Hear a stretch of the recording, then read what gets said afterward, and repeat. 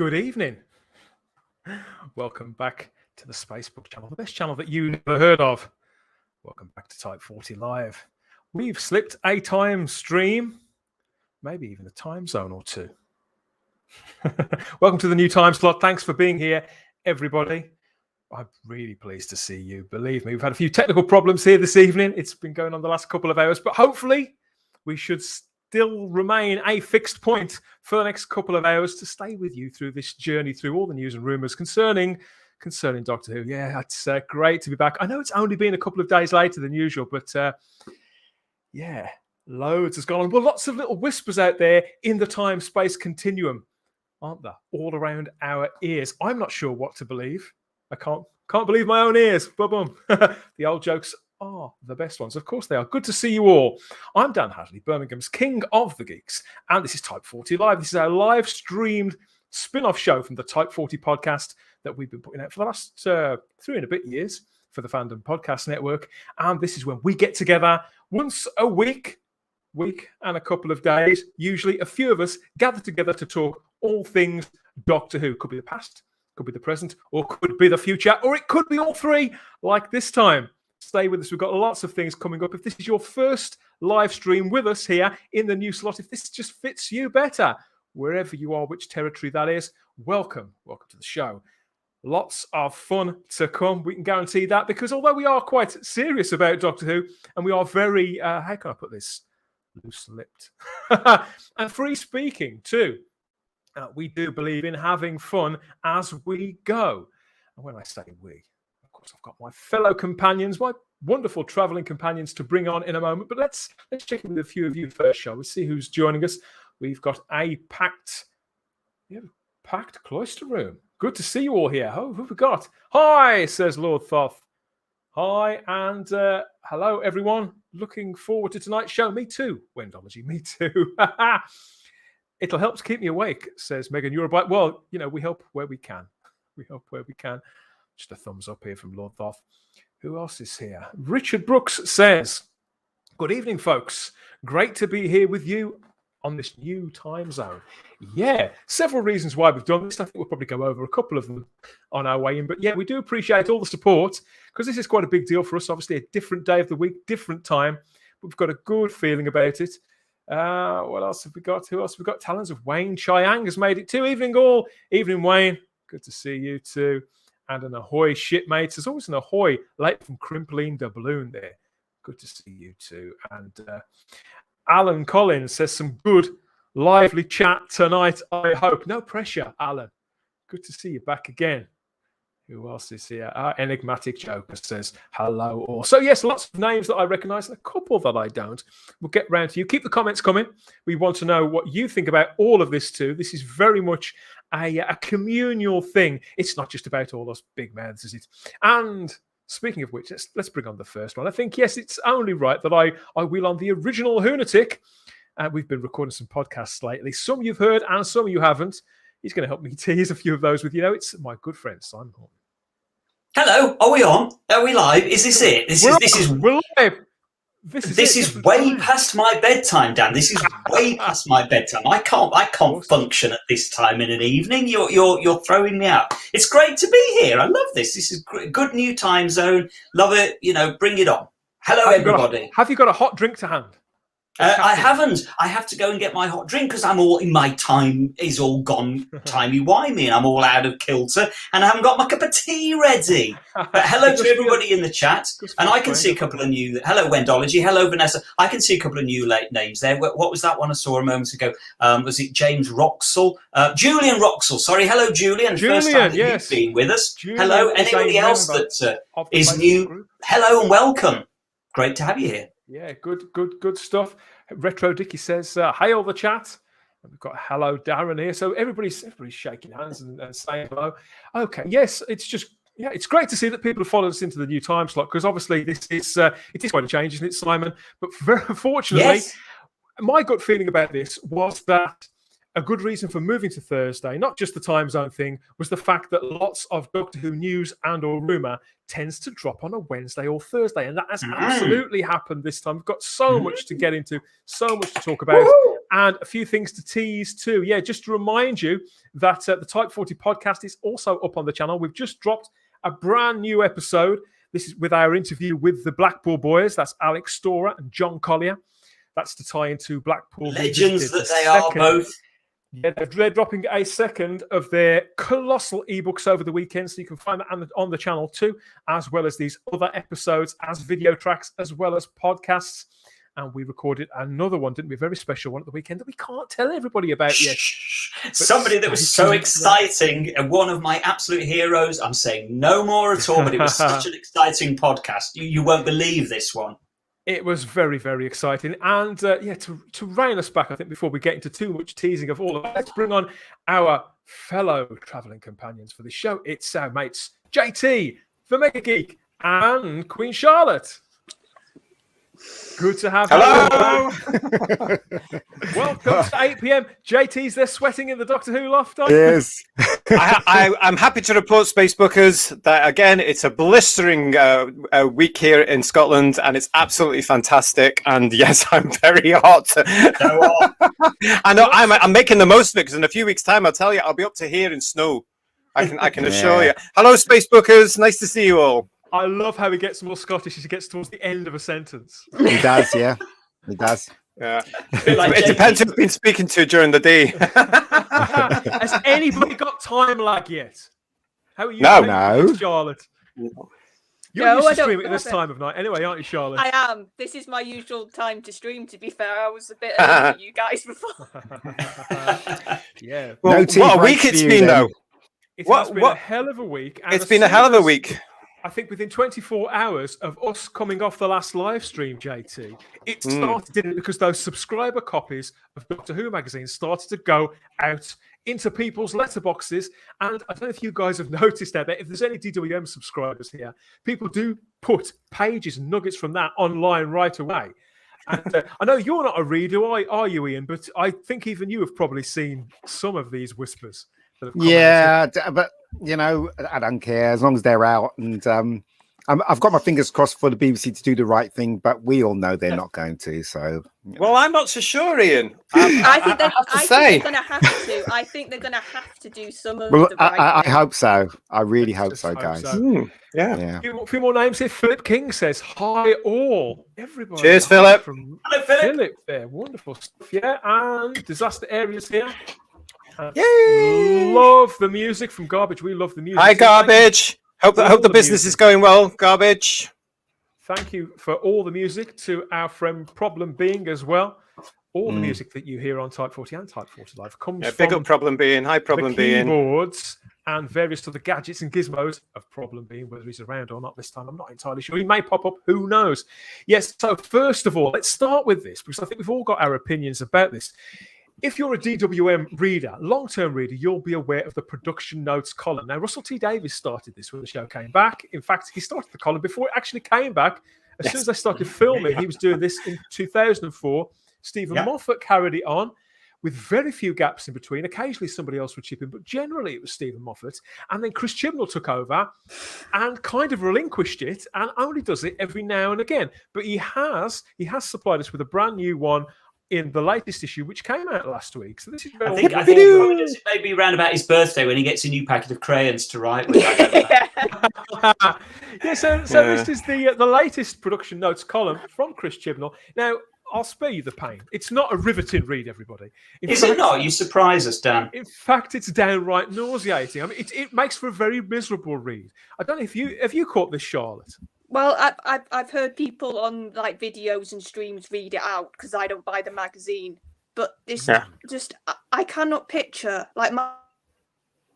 Oh, hello, she gone. Well, he spends basically 2 pages. Now, imagine this, right? Imagine you're working in a supermarket. You know, you got a general job or a calf or packing up boxes at Amazon or sorting shelves at Argos or whatever. You got to, you've got a general, normal, everyday job. You pick up your wages and you go and you pay your $5.99 for Doctor Who magazine. You open it up and you see a column from Chris Chibnall in his very nice, secure executive job running Doctor Who, spending two pages complaining about how much he doesn't really want to do it.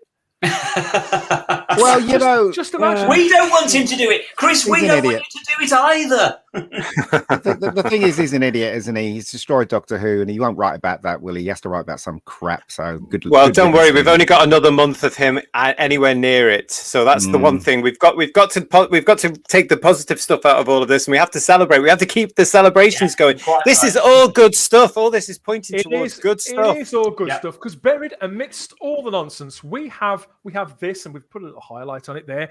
And Chris Chibnall just confide that in between all of his misery, that he says that the big change that has happened during our tenure has been Doctor Who is now produced through BBC Studios rather than BBC's in-house drama department. Now, bear in mind, that's the in-house drama department that's run by Piers Wenger. I have to be careful how you say that. Wenger was that, Wenger. Yeah, Piers Wenger.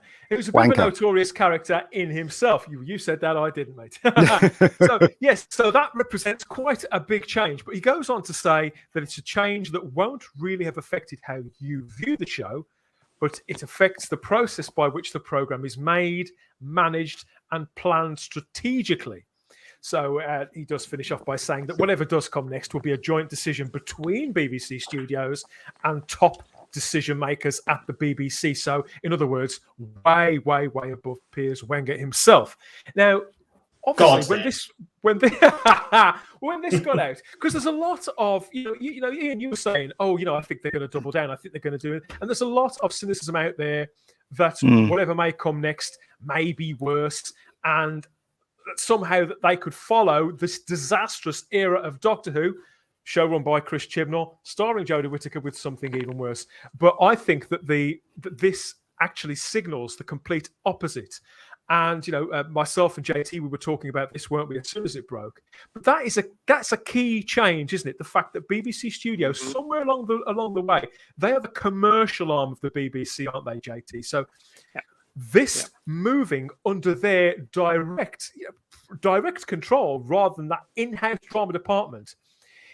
And the key factor of it being more commercial, that can only be a positive thing for the brand, for the intellectual property, can't it? I absolutely think so. Because you can almost trace it back to where studios have got involved. And actually, if you go back and look at previous Type 40 lives, you can actually see where we started talking about studios because we had heard that studios had met with Chibnall. And that goes back towards the end of their first series, Whittaker's and Chibnall's first series. So that's where I actually think the production changed hands. This is a game changer, though. This is the first time in Doctor Who's history that it is not run by the BBC drama department. And for studios to come in, I'm actually very optimistic about this. I'm very welcoming to this. Hello to anybody from studios that is watching. Please get this right. We know you need it to, because I think this is a good thing, and it's been interesting in the last week and certainly since yesterday that a lot of the fans are going off in all these tangents and what have you, and that's exhausting. Watching what's going on in people's minds and the theories, it's absolutely exhausting. And there's an awful lot there that you just think, well, that doesn't make good business sense, and that doesn't make good business sense. And what we have to remember is that BBCS is a business, and it's there to make a profit. And they will not like what's gone on with Doctor Who because it hasn't been making the pounds. But JT, do you think they will, because the tone of what the BBC is now, do you think they will disregard the tone and do what is right for Doctor? For me personally, right, if they cast a black man as the Doctor, it'll be okay. But for me, the Doctor's always been a white dude, if you know what I mean, and he's always been from Cambridge and stuff like that. So I think it's more. You know what I mean? I think it makes it's a much more fundamental thing than even that. We're talking about bare bones saleability. I think that the kind of stories that they were selling. That they were telling, and the kind of relationship. I think the relationship between the program and the audience has been massively compromised and damaged. And I think they will be able to forensically go back through their steps.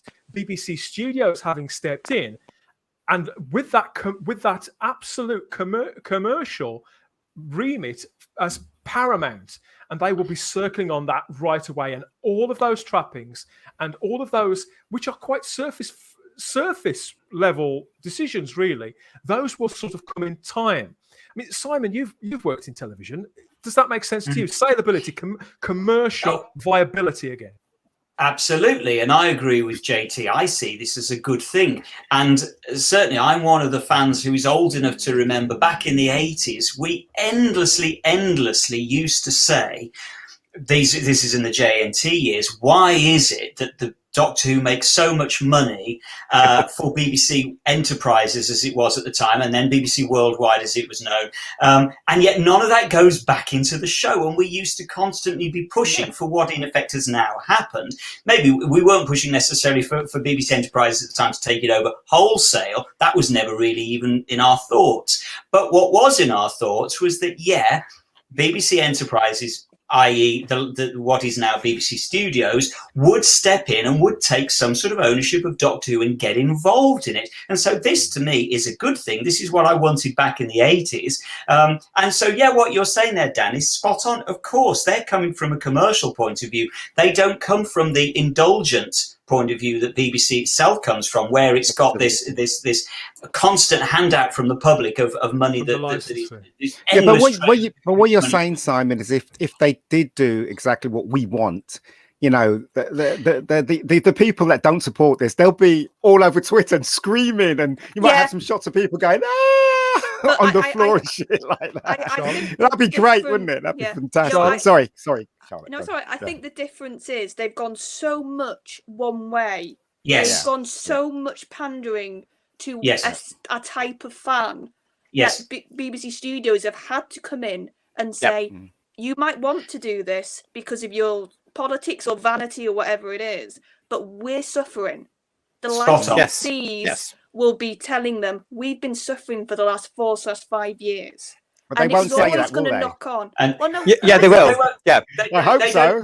They don't need to say that. Nobody needs to say it. Nobody needs to hold their hands up and admit they got it wrong and apologise. It doesn't matter as long as the product is good. And I think with studios stepping in, they are obviously going to say, look, we've got to have a commercial product. People don't care about the Timeless Child. They don't care about what the history of the Time Lords was. They don't care who came before. They just want to see Daleks. They want to see ray guns. They want to see spaceships. They want to see adventure. Deeply affected as we all were by all that, Simon, and you and I had to, we had to help each other through that. I'm still in therapy for it, Dan. As much as that affected us, the general public would have just been staring. The very few of them that were still watching, just staring blankly at the screen, thinking, "What the hell is this?" We've got it. Well, they didn't though, Dan, did they? I mean, we know that the general public in the United Kingdom didn't tune in. They switched over. They watched what was ever on ITV or Netflix. They were or going out and having a life, because in those days we were allowed to go out. It's a real case that the general public in the United Kingdom were not watching the show. The BBC Studios. To answer Ian's question as well, I do hear this from various YouTubers and fans as well. They're going to double down. I don't think they are. BBC Studios they're completely different. They are not the BBC. The BBC is in their title, but they're in a business.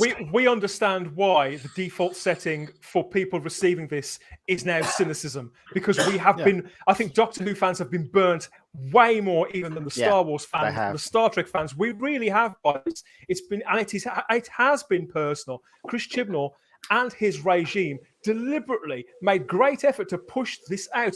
We have heard this directly from people working on the show. I'm afraid we can't tell you who, but we know that this is the truth. JT, I wanted to ask you, because Problem Being here, watching in the chat, hi Problem Being on YouTube. Hi Problem Being! Sounds like Tim Davie finally got involved. So Tim Davie, who is the Director General of the BBC, he was with Studios, wasn't he? So do you think that this is effectively this will have been at his level, bringing this all together, that this was an executive order in effect from Tim Davie? No, I really don't. I really don't. I think he's got other things on his plate now, and I know where PB is coming from there, but I don't necessarily agree. It is one of the BBC still one of potentially their biggest earners, isn't it? It's potentially one of their biggest earnings, which is why Studios has got involved. And why Studios have got involved is because they would have had licensees coming back saying this isn't selling, because they rely on that feedback. We hark back to Simon talked about Enterprises back then. They also had feedback from licensees back in the day when the show was off the air in the good old 90s.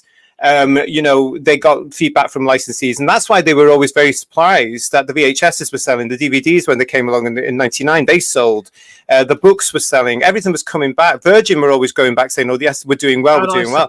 I suppose at the time, JT, because it was in PBS, it was being shown on PBS stations in America. Still at that point, if they'd have stopped, if they'd have stopped sort of carrying it, then that would have been a really clear signal that people don't watch this anymore. They're not paying because it's on, and so there would have been that dialogue between the two arms would have been very fluid and very provable straight away. Well, possibly. I have to say I've never really been interested in the foreign markets, so I can't really comment on your point there, because I'm just basically not. I'm more interested in the homegrown audience and making sure that the show is popular and secure in the United Kingdom. But this is a game. This is a game changer.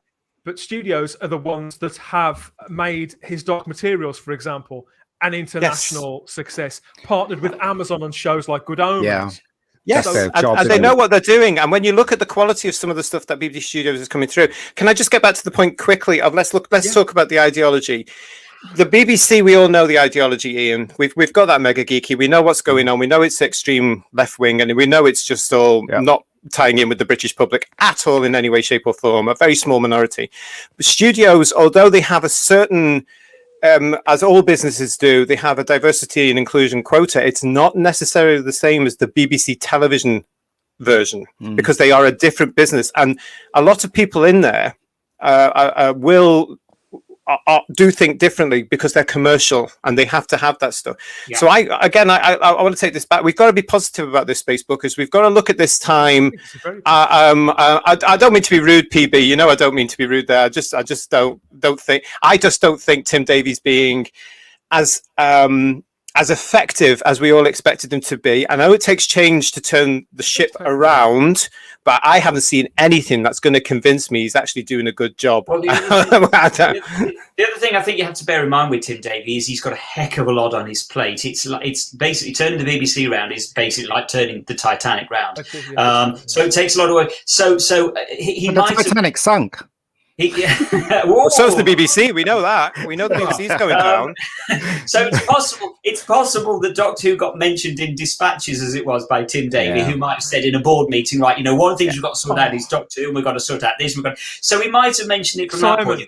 I've just had a vision of there we go. A big piece of wood floating in the ocean with bits of iceberg, with Gary Lineker spread eagle over the top, clinging for dear life. And Zoe Ball.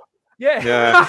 But this is the brilliant thing about it. I mean, he's got all that to look at because, of course, he's got the license fee payer to be responsible for. He's got the output of BBC. He's got extreme people with very particular views like Wenger that he has to manage and put in. He's got hiring, he's got firing, he's got all this sort of stuff.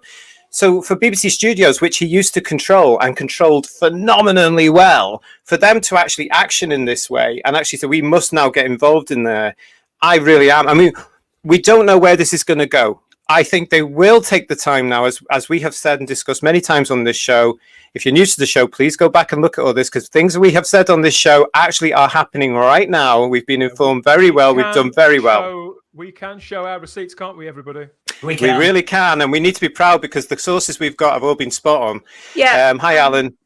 And another quick thing to add. It's interesting that Chibnall isn't choosing the next showrunner, because Russell chose Moffat. And then for me, that is interesting. Is that not what happened? Because no, that's not. Russell was not in a. Russell T Davies was not in a position to. Sorry, but that isn't true. Yeah, he was not in a position. He recommended Stephen Moffat. Yes, you can recommend him. He did recommend him, but no, he didn't. He didn't choose him. So this is something that I do see out there in fandom sometimes, and it just doesn't happen like that. You're absolutely right. I mean, they can recommend them, but you are interested. You're right. I know what you mean, Charlotte. You're interested. Charlotte's right in a way because she's saying it's interesting that Chibnall hasn't been able to recommend his successor because there isn't going to be one. The point I was going to make is that there may not be one because studios may now look at. They will look at the format. They will look at the style of the show. They will look at the length of the show. They will look at are we going to do this? Do we want a series? Do we want to take it to a movie? The world is their oyster, and I think that's really exciting to see what they'll come up with. But let's be honest, who would want Chibnall's recommendation anyway? Russell T Davies was in a strong position to be able to recommend somebody as his successor. Chibnall's not. And Well, Moffat was also Biddle's, tried and tested on the show, wasn't he? You know, the BBC and everybody, when they would have interviewed Moffat, would have looked at his work on Doctor Who and would have gone, actually, they're solid stories. We all did. Biddle comes across as being very upset of what's happened. I think he is, because he's been fired. I'm going to put it out there now. He's been fired. He and Whittaker were taken in. We know they were taken in a year ago, whenever it was, and they were taken out. And I think they were actually basically said, right, we're not renewing your contract after this. Thanks very much, but we see it going a different way. As JNT used to do, they were probably taken for lunch.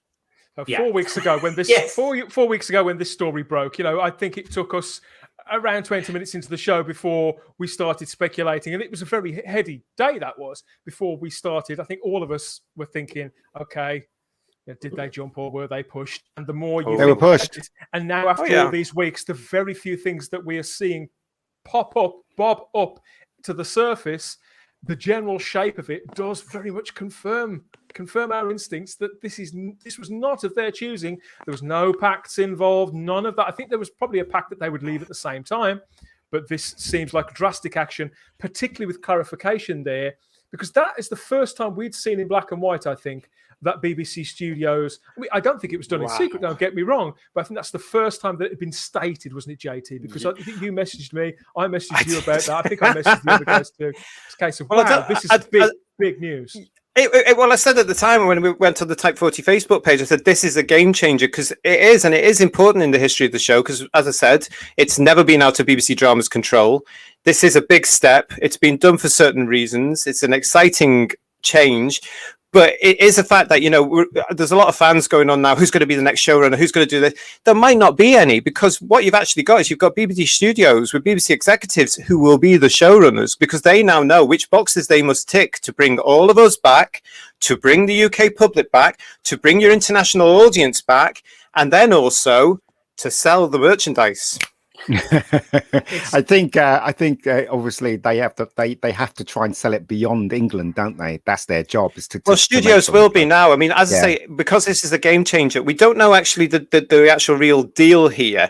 If there is an element where BBC One or the BBC Television, let's say BBC Television is still a partner and it's a co-production deal between Studios and BBC Television, there is still that remit to justify the license fee money. Now, bearing in mind there isn't as much money coming in from the license fee anymore, this is also another way to solve that issue of Doctor Who not being able to get the money that it did have a few years back, because BBC Studios can now push back stuff from the merchandise, which is again why they need money, because they will reinvest money that comes from their merchandise into the show, bigger show, but you have to have the merchandise to sell. It's all pure business.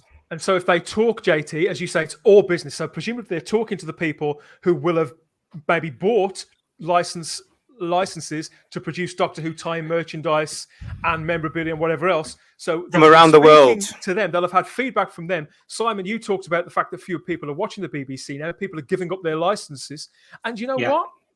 I didn't give up my license just over Doctor Who, but I'd be lying if I said it wasn't a deciding factor. And people, there's very much a conversation that goes on when you give up your TV license. The BBC and Capita, they are on your case right away. Why? Simon, I can see several of those phone conversations, Doctor Who actually being mentioned by name. Is that reasonable? Oh, I think it's completely and utterly reasonable, because what we've got to remember is there is a lot of disgruntlement out there amongst the public. You hear it all the time about the people are moaning about the BBC, and so what the BBC have got to ensure they're doing is they've got to give them stuff that they want to watch. So if you're dwindling that down all the time, that there's less and less that people actually want to watch. I can remember I think it was back in the early 2000s that the BBC used to do this publicity campaign that used to pretty much guarantee that there was something for everybody on the BBC, and they were very proud of this fact that whatever you liked, there would be something that you would be able to find on the BBC. Well, nowadays, to be honest, every time I turn on the BBC, all I seem to see is MasterChef. Being brutally honest, I'm not actually that interested in MasterChef, and that's all that you get these days. I wonder what the BBC would do without MasterChef. So there's no doubt whatsoever people are going to be getting more and more disgruntled, and every time you give them a reason by taking away another show that they're not enjoying, or by diminishing a show that they used to enjoy, they're just going to get more and more cheesed off. And there's another one cancelled their license fee. I have to tell you, Simon. I was at Families on Saturday, and they were watching the BBC very quickly. So I caught 10 minutes. There's a feedback here. Is that me or are you guys? No, you're okay. Right. And I caught 10 minutes of the BBC for the first time in God knows how many years, and I could see the tick boxing from the virtue signalling for everything and I was just like, for heaven's sake, is there a tick box they're not actually doing? But it's interesting, isn't it? The whole thing is interesting, and the reason that the BBC are losing viewers more is because people are becoming more aware and they're seeing things. I'll tell you what happened when I years ago when I cancelled my license, and I was speaking to the lady, a very, very nice lady at the Capita, got through, and she said, I'd like to cancel my license. And she said, oh, why is that? And I said, because I can see the BBC becoming a far left extremist political party. And she went, oh, yes, that's another one saying that. Oh, wow. Yeah. There you go. And that was years ago. The funny thing, when you do speak to a lot of these people on the phone, they are actually, as individuals, they're quite agreeable. It's just the ones that come and knock. I got an email sent to me, a questionnaire from the BBC, and I answered it honestly. I said said, why do you think the BBC's failing? And I put Doctor Who is shit in the box. Literally put that, and I sent it. Was that from studios or from licensing? It was from licensing. From licensing, I had the same one. Interesting. Yeah, I got interesting. We have a query here from the talents of Wayne Chiang, who says, do you think BBC studios will do joint productions with overseas investment then? Like the Five Doctors and Joan Hickson's Miss Marple with joint productions with Australia. Well, they were doing that when Doctor Who came back, let's not forget, in 2005. It was a joint production with, was it Space in Canada? Canada, yeah. And then BBC America.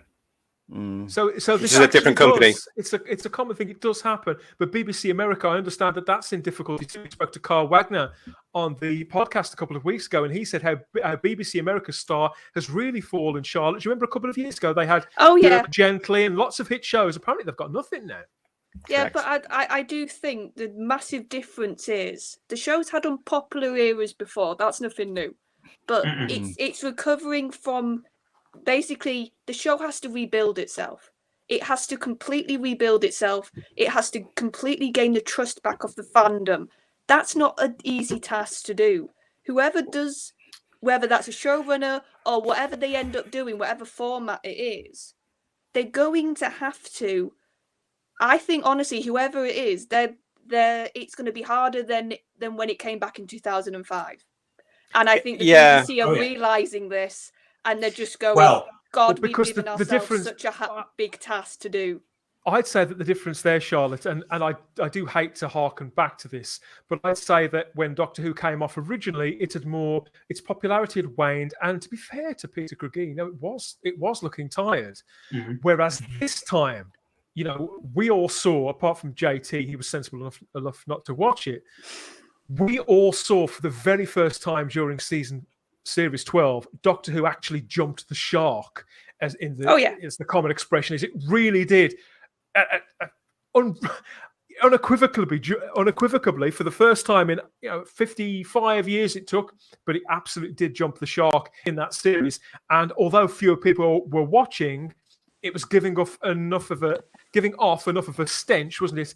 Because I think that the people who aren't fans, Charlotte, they see people like us giving up on it and being embarrassed by it, for want of a better phrase, and so because usually we are the show's strongest advocates. We will go around telling everybody, watch Doctor Who, watch Doctor Who. You didn't watch Doctor Who. Why didn't you watch Doctor Who?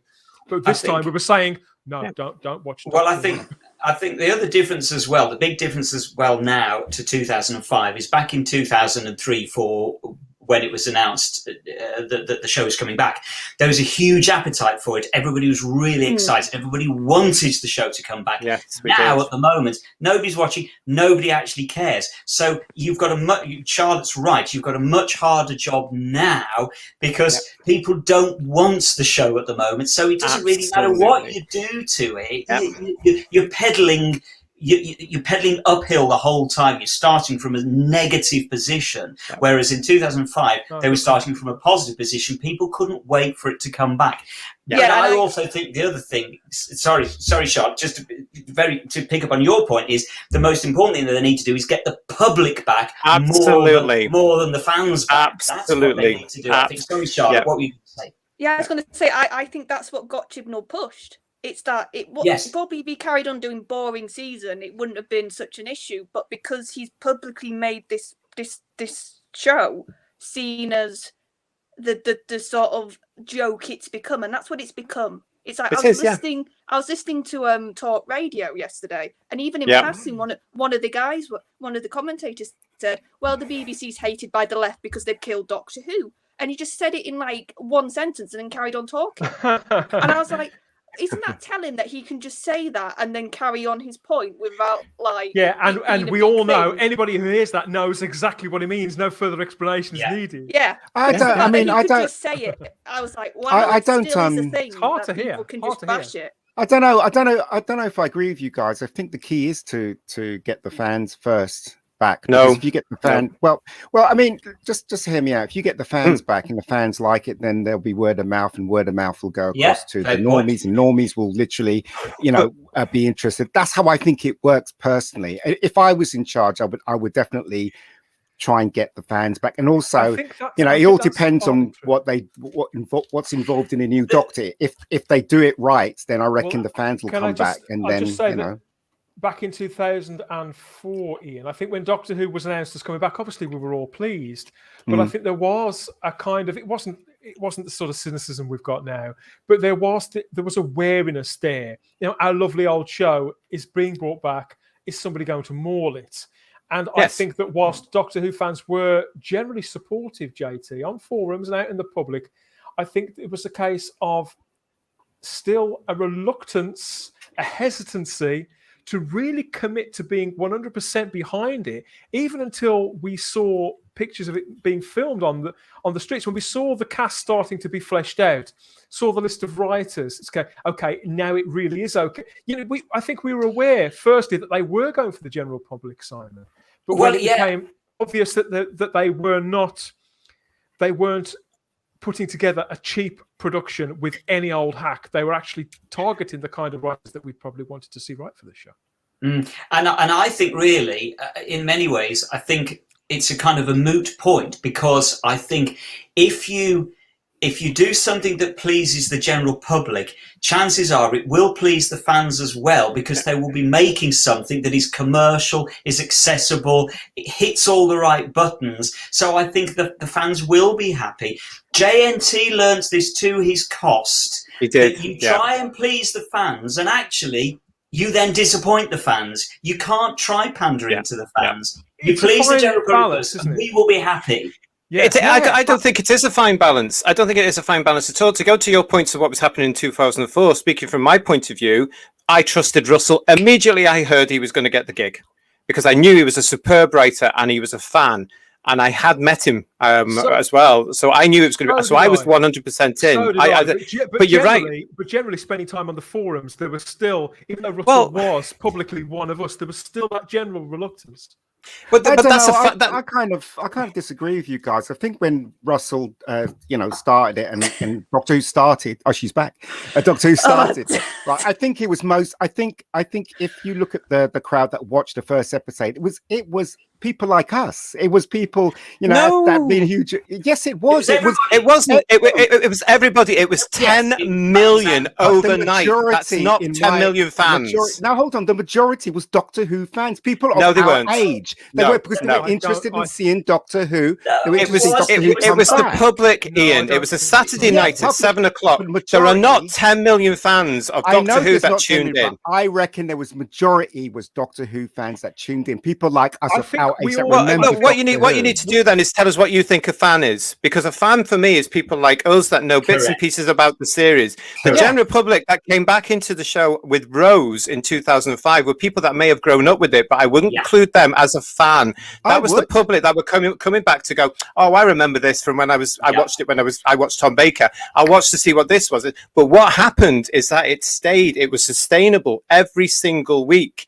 And then by the time it comes back in 2006, you've got a monster I hit totally with the public. disagree I think with you. it's quite Totally likely- disagree with you. I think it was the that the first fans couple that of- actually watched that show, the first season. The fans that watched that show. People like us that Ian, grew up with that- Doctor that's- Who. I don't, Well, I, you can honestly, disagree if you I want, don't but I think that's- disagree. I think it was the because majority Ian, of the fans that brought I that think that back. Charlotte's, if I may, I think that Charlotte's Yeah. story about how your dad said, you probably ought to watch the show. You may like it. I think that was fairly universal, and that is the things that not just the fans, but people who remembered it fondly did. They kind of almost dragged their families in front of the TV, sat them down in front of it, and pointed and said, "Watch this." And they're not And fans. Maybe in No, I was gonna and say- maybe even for the first couple of weeks, and then from say week 3 onwards, those new people. I don't want to speak for you, Charlotte, but please say if this was the case. By week 3 or 4, no dragging was needed.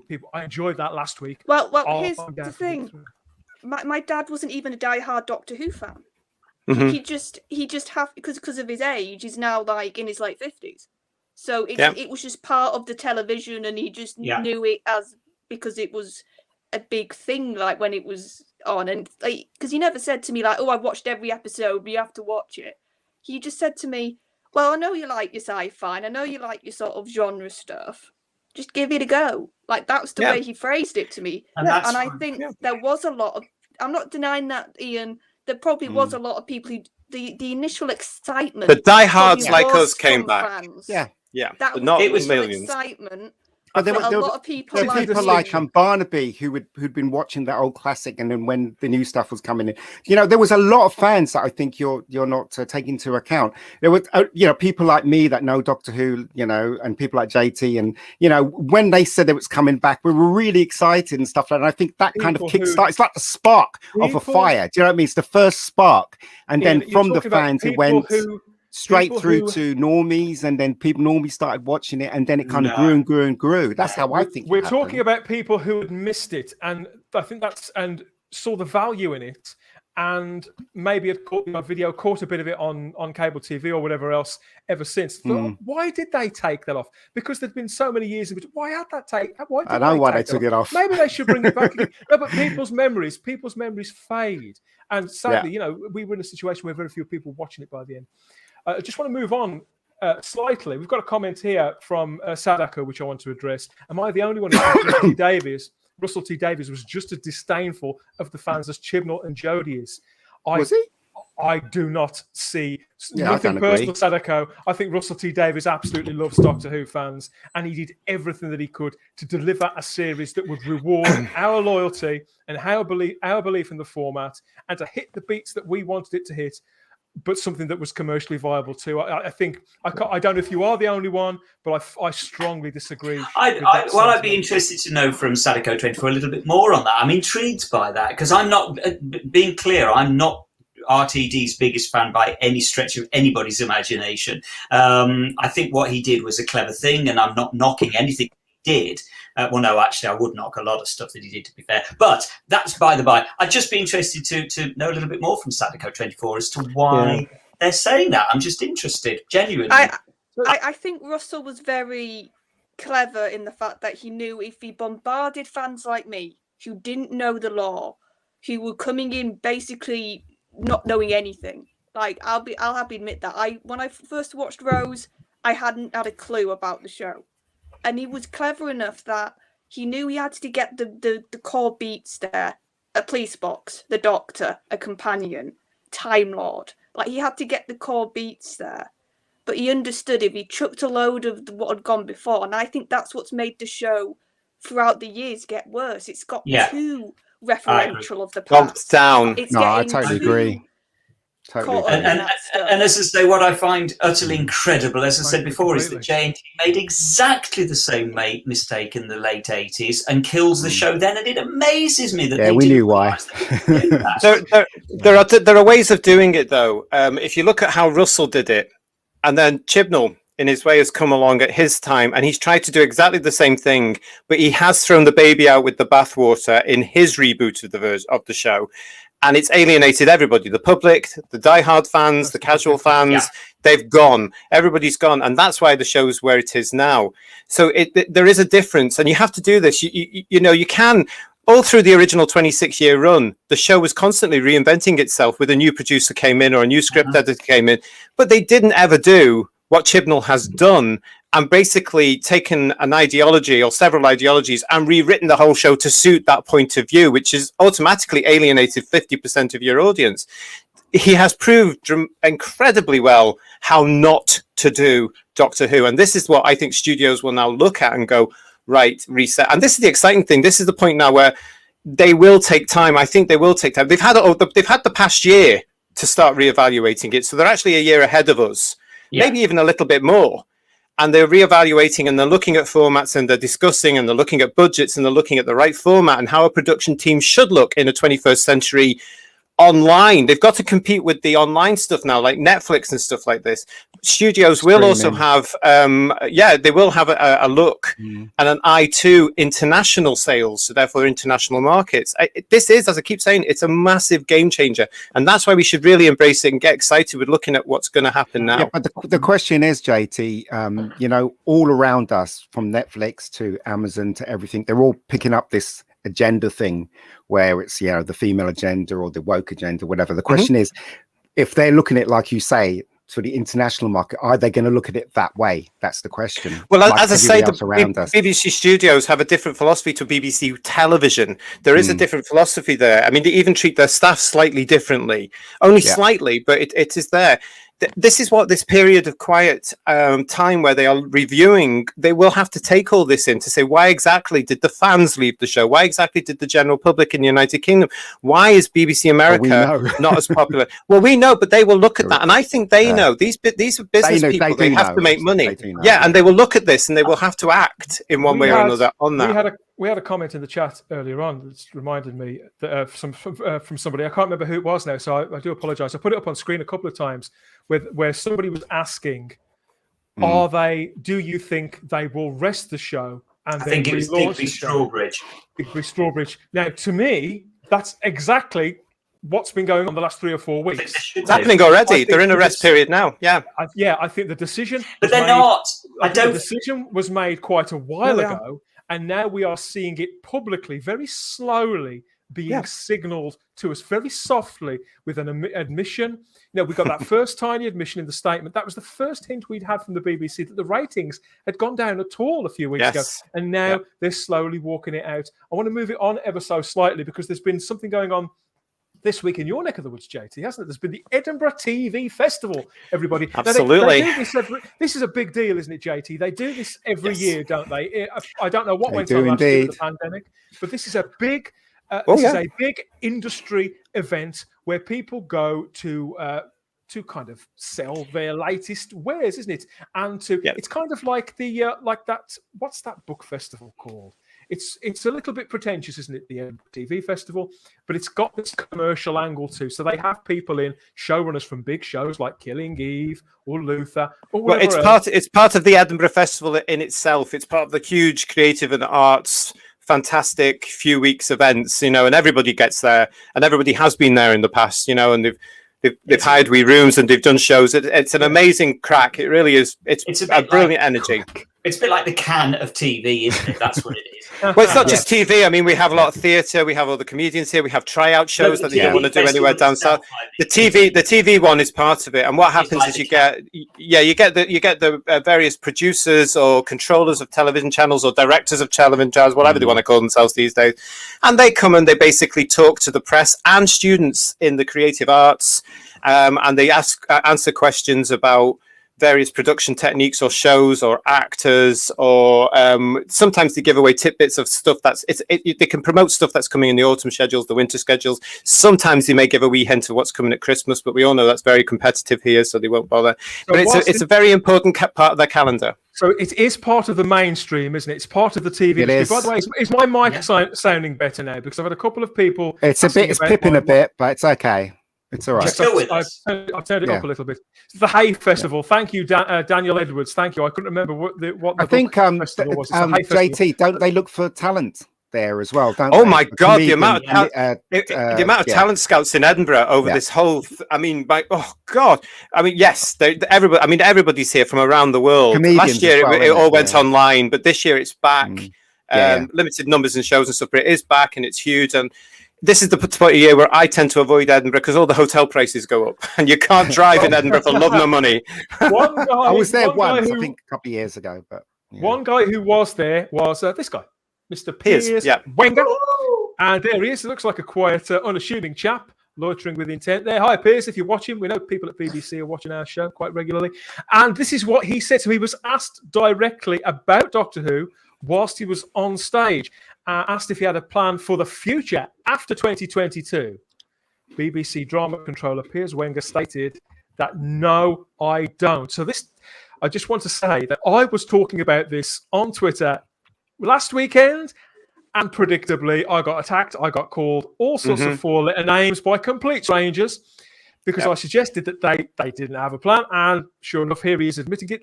They're barely even looking at this yet. No, I don't. They do not know what's going to come after 2022, everybody. As with any change of Doctor and showrunner, it will be ambitious and radical. We will have to look at the TV landscape. I mean, this is just word salad, isn't it? It's like Peter Cregan all over again, isn't it? Yeah, this is what I was getting round to, because it is largely it's saying something, but at the same time, not really saying anything. Yeah. Charlotte, no commitment. Yeah. Charlotte, we're all a bit cynical about characters like Piers Wenger, but what are you taking from this? I'm taking. As I say, it's verbal diarrhea. It's the same as you. If you had asked me what Piers Wenger would say at the Edinburgh TV Festival about Doctor Who, it would have, if I'd made it up, it would have pretty much read exactly like you read it. It's just words. It's just filler. It's just stuff to say, don't worry, it's going to be so exciting. You won't believe it'll be the best version of Doctor Who you've ever seen since the last best version of Doctor Who that you've ever seen. It means nothing. It's just filling. Yeah, I think it's very telling that basically it feels like they're at a little stoppage point and they're just thinking now. That's the vibe I get. He sounds pissed off though. That it's not like the usual routine of, oh, X is leaving, here's the next era. Like, if we look at what's happened before, it seems to be a pretty smooth transition between all the other ones. Whereas this one screams to me of, they probably had a plan for longer with Chibnall, and because of how badly he's done, they've had to boot him early, and they're just sort of going, "Oh God, what do we do next?" And that's how I'm taking it. The Doctor Who, they've taken the wheels off it, and it is now the chassis of it is up on bricks in Piers Wenger's garage, waiting to bring in some repair people. Charlotte. Yeah, that's like I said. It's not a smooth transition like we've had before. This is. I think a lot of stuff right now with Doctor Who it's unknown territory, and they're just trying to work out. I heard that he's pissed off, though. I heard he's pissed off that it's been taken from him. You're mentioning, Charlotte, that this has to be unknown territory. It has to be unknown territory, and I love the fact that they're playing this long game here. Because as we say, they may all of last year they would have been looking at this, maybe even the year before. They may have been looking at this to go, we really need to look at this show now. Why are we losing? Why are we hemorrhaging, basically? What they're going to do now is they have to do this period where Chibnall's production is ending next month. So therefore, any new decisions are being made in studios or wherever out with he doesn't know anything that's going on. So that's what we mean about the fact that, yes, they are on a rest period. They are. They're looking at it there. But there's another point, Dan. JT, he's been in this role for quite a while as well, hasn't he, Piers Wenger? So he may be looking to move on too.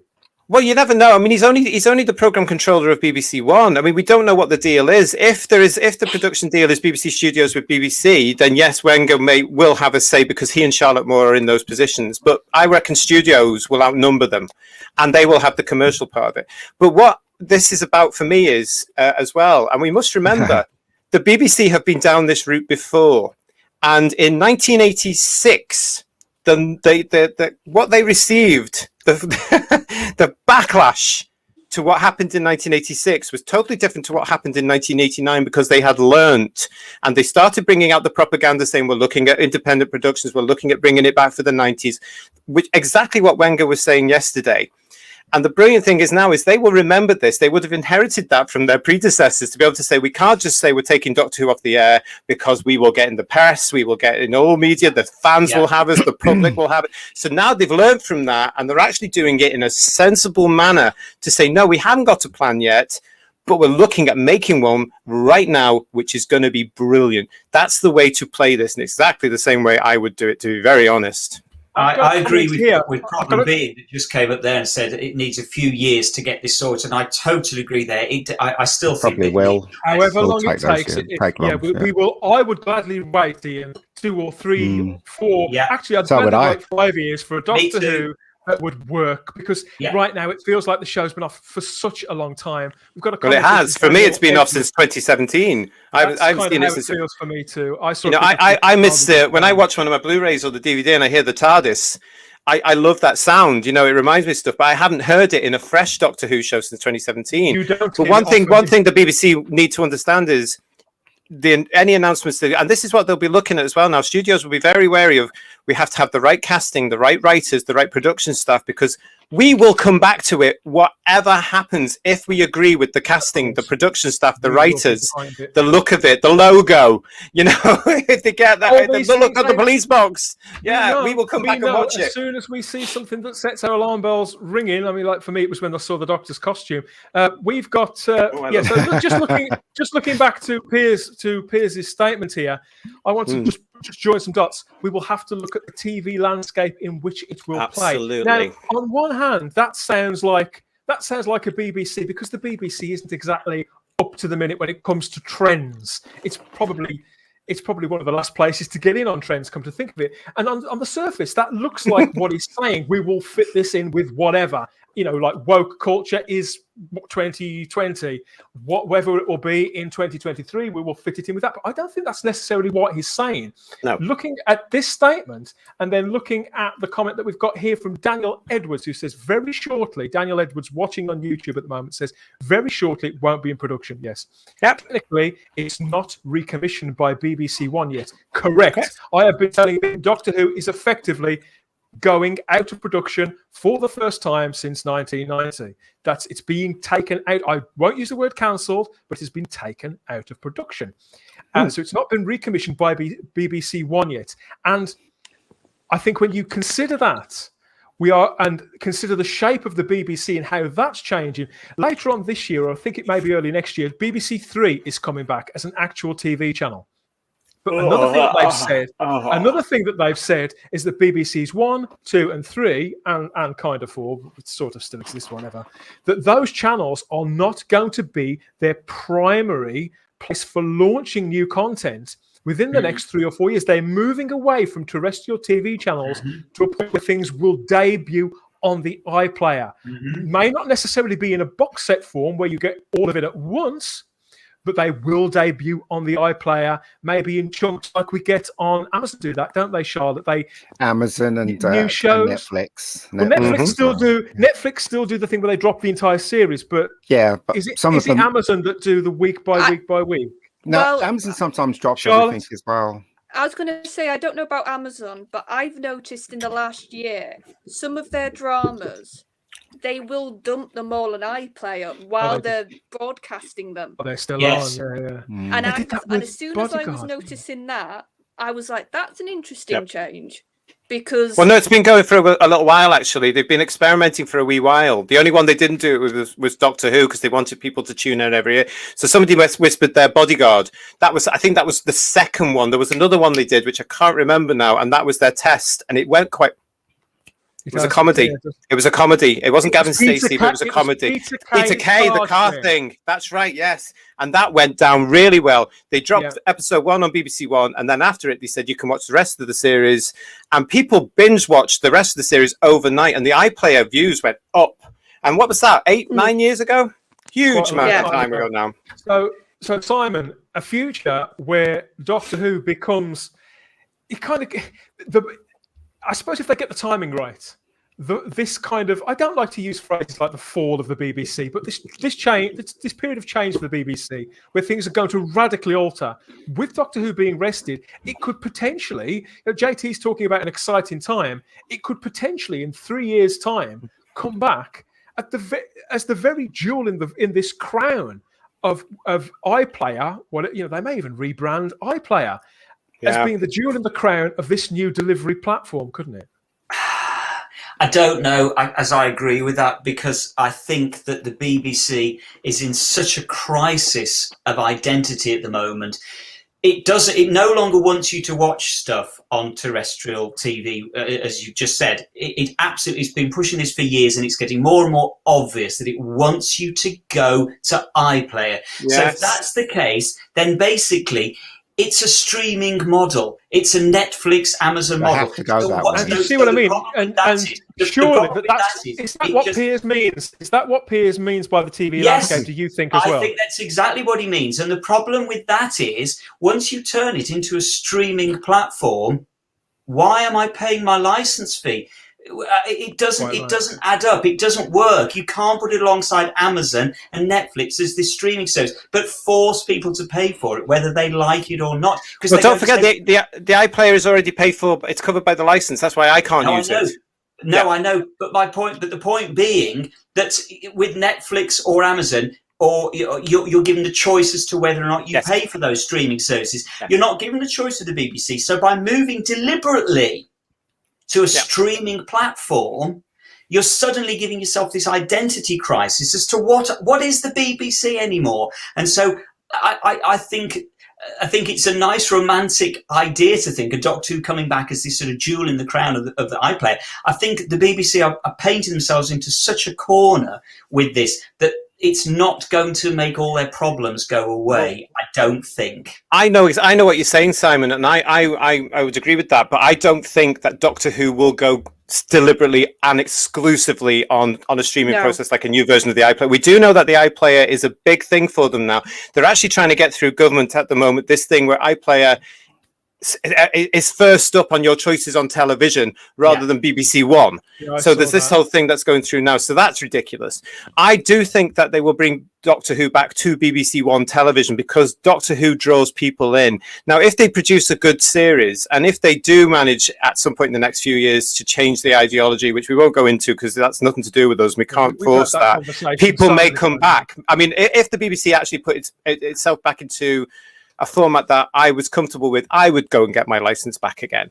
Do you know what I mean? And I think millions of us would, because you have to have that balance of good old-fashioned BBC where you are middle ground, no political agenda, like we used to when we all grew up. Now, if that came back, I'd very happily go back and say, yes, here's my £300 or whatever it is a year. But it's not going to happen necessarily. But I do think that Doctor Who will return to BBC television. And I think it will be a showcase on the BBC schedules because they'll want people to come and watch it. But I do think it has a role also on their whatever future version of the iPlayer will be. But I think they'll play it carefully because, again, it's got to go down to a business model of what's going to generate more interest every week. If it is that, as I say, they may actually do this now. We've been talking about the missed opportunities of the movies for years. BBC Studios could actually say we're going to do 3 movies a year. Yeah, we don't know yet. I think all the possibilities. I think the possibilities are now wide open, and I'm excited. I'm excited by it generally. I know that before we leave this subject altogether, I wanted to talk because there has been, as always, this conversation still rolls on. People are putting candidates up for who they would like to see as the Doctor. As ever, the latest one I've seen is Reiki Thakra, and She is. No idea. She used to be in EastEnders. She played Shabnam Masood. Oh, then she's perfect, isn't she? For 2 or 3 years. And to be fair to her, she has been in a show called Sex Education on Netflix recently, and something. Oh, I love that show, but I don't reckon. Oh God, yeah, I think I do recognise her. I love Sex Education on Netflix. Brilliant. On Hulu, she's a good actress, and she was great in EastEnders, and she plays Bliss in the Paul McGann audios for Big Finish too. But to me, well, never mind. This is exactly the same deal as with Jodie Whittaker. just because somebody has been a good actress in a Broadchurch, in an EastEnders, in a Sex Education, doesn't mean they're a fit for Doctor Who. I don't see it. I think people will have a lot of shock, a lot of shock coming to them. Certain people have a lot of shock because I think the reset button's going to be pressed here. I don't think we're going to see another female Doctor Who, and thank God for it. I think that's one of the things they're going to look at, saying, "Well, that didn't work. That did not work. It was rejected by the British public. It was rejected by the fans. It's not going to happen again." Is that what you feel? I hope as well, you're right, JT. Yeah, no, I really right. think the fact that it could be off air for a couple of years or even more, I think that is them deliberately giving them space from the female Doctor.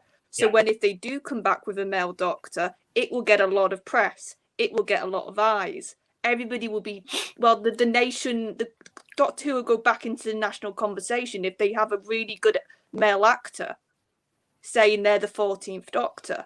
And I just think, as popular as an actress like Reiki was, Charlotte, it's not going to change people's minds. It's not. Define popular, because some of us have never heard of her.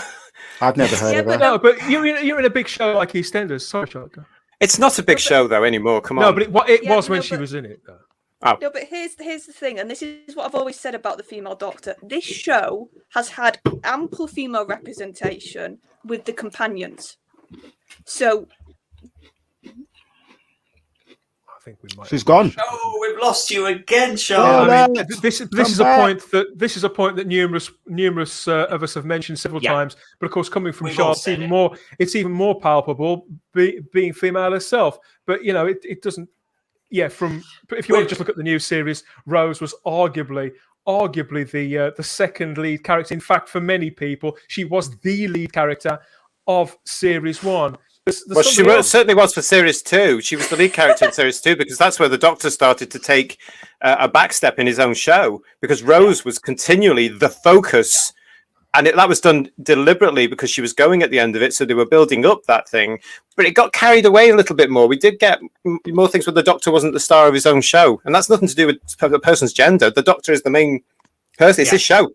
Yeah. Slightly more optimistically, we have a candidate as well for showrunner. Now, this person was on Twitter a few days ago. They were having a meeting at BBC TV Centre. They took a picture of a little bit of the interior decor, snapped that, put it on Twitter, and of course, fandom went mad. I'm talking about Pete McTighe. Pete McTighe is a writer, an executive producer, who is, he's written 2 episodes of the Jodie Whittaker era under Chris Chibnall, one which was sort of okay and one which was bloody awful. But putting that to one side for a moment, Pete McTighe has chops. Yeah, he's written for plenty of other shows. He's written for A Discovery of Witches, which I know you watched that on Sky One, don't you, JT? Love it, big fan. He's also the man behind The Pact, which was recently on BBC One, and more importantly to me, he has been the showrunner and main writer on Wentworth, the Australian drama series, which I think has been absolutely brilliant over the last 7 or 8 years. And more to the point, he's also the guy who puts together those shorts for the Doctor Who Blu-ray collection, bringing back, he made one with Mel, played by Bonnie Langford, where we saw her doing the old Dragon's Den routine.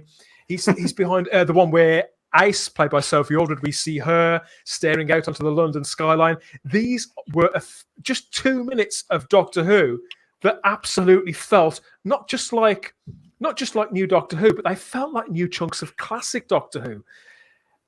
Simon, I suspect, we reviewed Praxeus on the podcast. That episode literally sent me to sleep. It isn't. Given the fact that this man has a greater track record, could he? Bear in mind that he's been behind these other great dramas, though. I think Simon disagrees. He can write.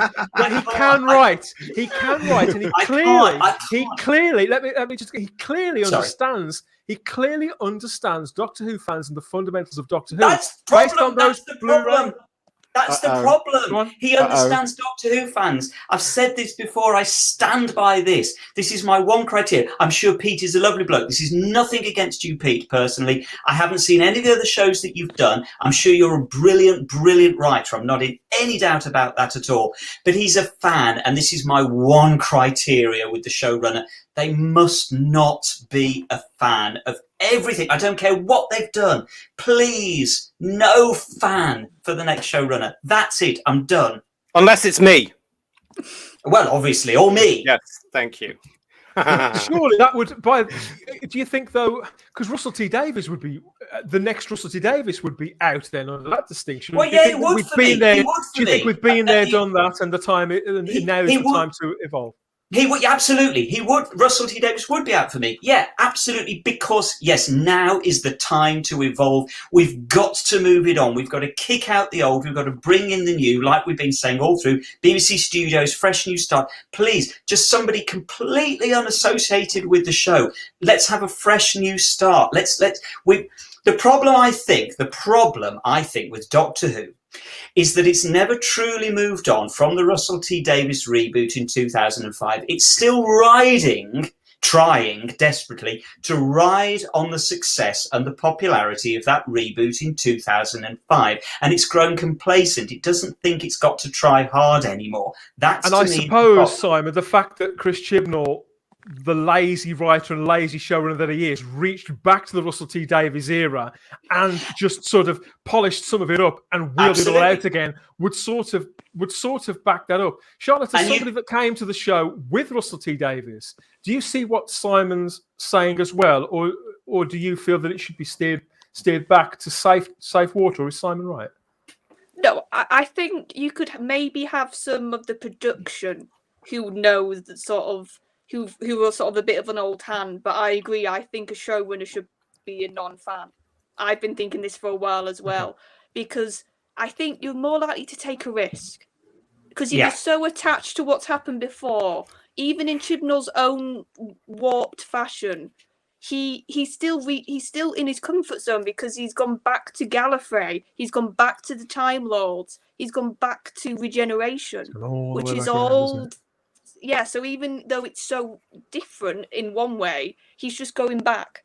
And I do think a non-fan would go, no, I'm not as attached, so I'm going to take more risks in the right way. Totally. Which is bring something clean with the sort of types of stories they could tell with the show. Well, it worked for Star Trek, didn't it? Because when they did Star Trek 2, Harv Bennett and the rest, they didn't understand Star Trek at all, so they went back and watched all the episodes and had a fresh perspective over Star Trek, and it worked for Star Trek. I don't see why it can't work for Doctor Who. Do you know what I mean? Fair point. And I can see, as William Jennings is saying in the chat here, Barry Letts was not a fan, but he really knew how to get things done. Absolutely. Philip Hinchcliffe, as we said on the show before, was not a fan. If you're not a fan, you're not going to pander to the fans, and you're going to. You can't equate anything today to Philip or Barry because simply Doctor Who wasn't as big as it was back then, and they weren't kids when it was on. You've got entirely different generations that have grown up. But this show is nearly 60 years old, so everybody, in the United Kingdom is going to have some awareness of Doctor Who. Personally, going back to this sort of thing, I don't want a showrunner. Get rid of that title. Get rid of that American crap on this show. Let's go. Let's just do it. I think we will have showrunners at studios who are going to actually say, well, these are the sort of things we want. Now you go and do the creative thing, lead person. Do you know what I mean? They may just have... I don't mind Pete. I've actually had him in my head for a little while because I know his work on the other series. I love Discovery of Witches. His involvement with that is wonderful. Yes, it's controlled by Julie and and Jane, and they're the creative forces, but he's part of that team. I think we need to give people credit as well, because it will come down to how they interview. The fact that they know that the show has been in trouble and this is a reboot, I reckon adults would turn around and go, right, I can do something different with this, and we have to give that credit. We're not going to get to know their interviews. We're not going to get what they say, but I would be a little bit more confident if Pete was suddenly said, right, you're going to be doing this. But I do think that's part of what they're going to be looking at in this rest period. They're going to be looking at production team. How's this show going to move forward when we need to do this, and this as the top chairs? I do get the impression, Ian, that everything will be up for grabs. And, as soon as we talked on this show a couple of weeks ago about moving away from BBC Wales, so it won't be filmed in Wales anymore. And that would seem to be, if it's now under BBC Studios, all bets are off with Doctor Who now, aren't they? Yeah. I just about got that because you sounded like you were underwater. Yeah, just a bit about sounded Dalek-y. like you're underwater. I have adjusted my mic because a couple of people in the chat said that they were struggling to hear me before, so maybe I should change. All right. I agree with JT and I agree with Simon and I agree with it'll be a Queen mix. there. Yeah. I do think it's a good idea maybe to have someone that doesn't know Doctor Who fully. Yeah, I don't mind if they're a fan, but not a crazy fan, if you know what I mean. But I agree that you need a new perspective over Doctor Who. We need something fresh. We need it to move forward. And again, I keep saying it's the scripts that really let Doctor Who's down. But you know, I agree. Can I just address Vanessa there as well? Do you have to keep crapping on America? Absolutely, I'm British. No. You know, I do like what I mostly watch American stuff. You know, I love that. Says a lot. Okay, JT. Oh, I love Unfortunately, a lot of British people are as well, and they're actually thinking they're American now, which is why British culture is in the toilet because it's just nonsense. But that's know what, JT, that's garbage. Exactly. Listen, can I just say that as well about what you were saying there about studios, about Wales, Dan? That whole point, that's all up for grabs now because there are certain. Scotland. I'm hearing certain things about what's going on in Cardiff and what's going on. They're coming your way, JT. Scotland. No, I don't think. I wouldn't be surprised if we see a return to Doctor Who to London. Yeah, that'd be good. That's where. Well, I think a lot of what's gone questionably, possibly wrong is getting talent to stay for 9 or 10 months in Cardiff is very, very expensive. And also it's been a case of, do you really want to commit? No disrespect to Cardiff, but do you really want to commit to 9 to 10 months every single year there? That's a bit tired now as well, surely, isn't it? But when you live in London and you can get to BBC studios in London on the Thames within 40 minutes to an hour, it makes more commercial sense to base it there. And I think that's an option for them, unless they go to a movie and they're only doing one movie every year or something like this, where they can film whatever they want. And there are very few locations in Cardiff that we. There was an actor that actually said that, wasn't there, JT? That actually said there was an actor. Somebody turned it down because. I'll tell you who it was. Who was it? James Nesbitt. It was James Nesbitt. Right, okay. Oh yeah, Jimmy. About 7 or 8 years ago, a very long time ago. And he said it tongue in cheek, and that's the kind of thing that James Nesbitt says. But he's funny though, isn't he? I think now this is one of the reasons why obviously they went up to Sheffield to film the home stuff. They go increasingly abroad. I think that having a home base for Doctor Who, I think even having somebody was talking to me the other day. Oh, it was you, Charlotte. We talked a little, didn't we, about the fact that they could build a new TARDIS set in a warehouse somewhere. Yes, I thought that'd be brilliant. A multi-level split set. You think, wow, that could be amazing, just like McGann's was. And I thought, well, After a while, I thought, well, do they even need to do that? Because you could actually have you think about the sets, the technology that's being pioneered now on The Mandalorian, whereby hardly actual sets exist.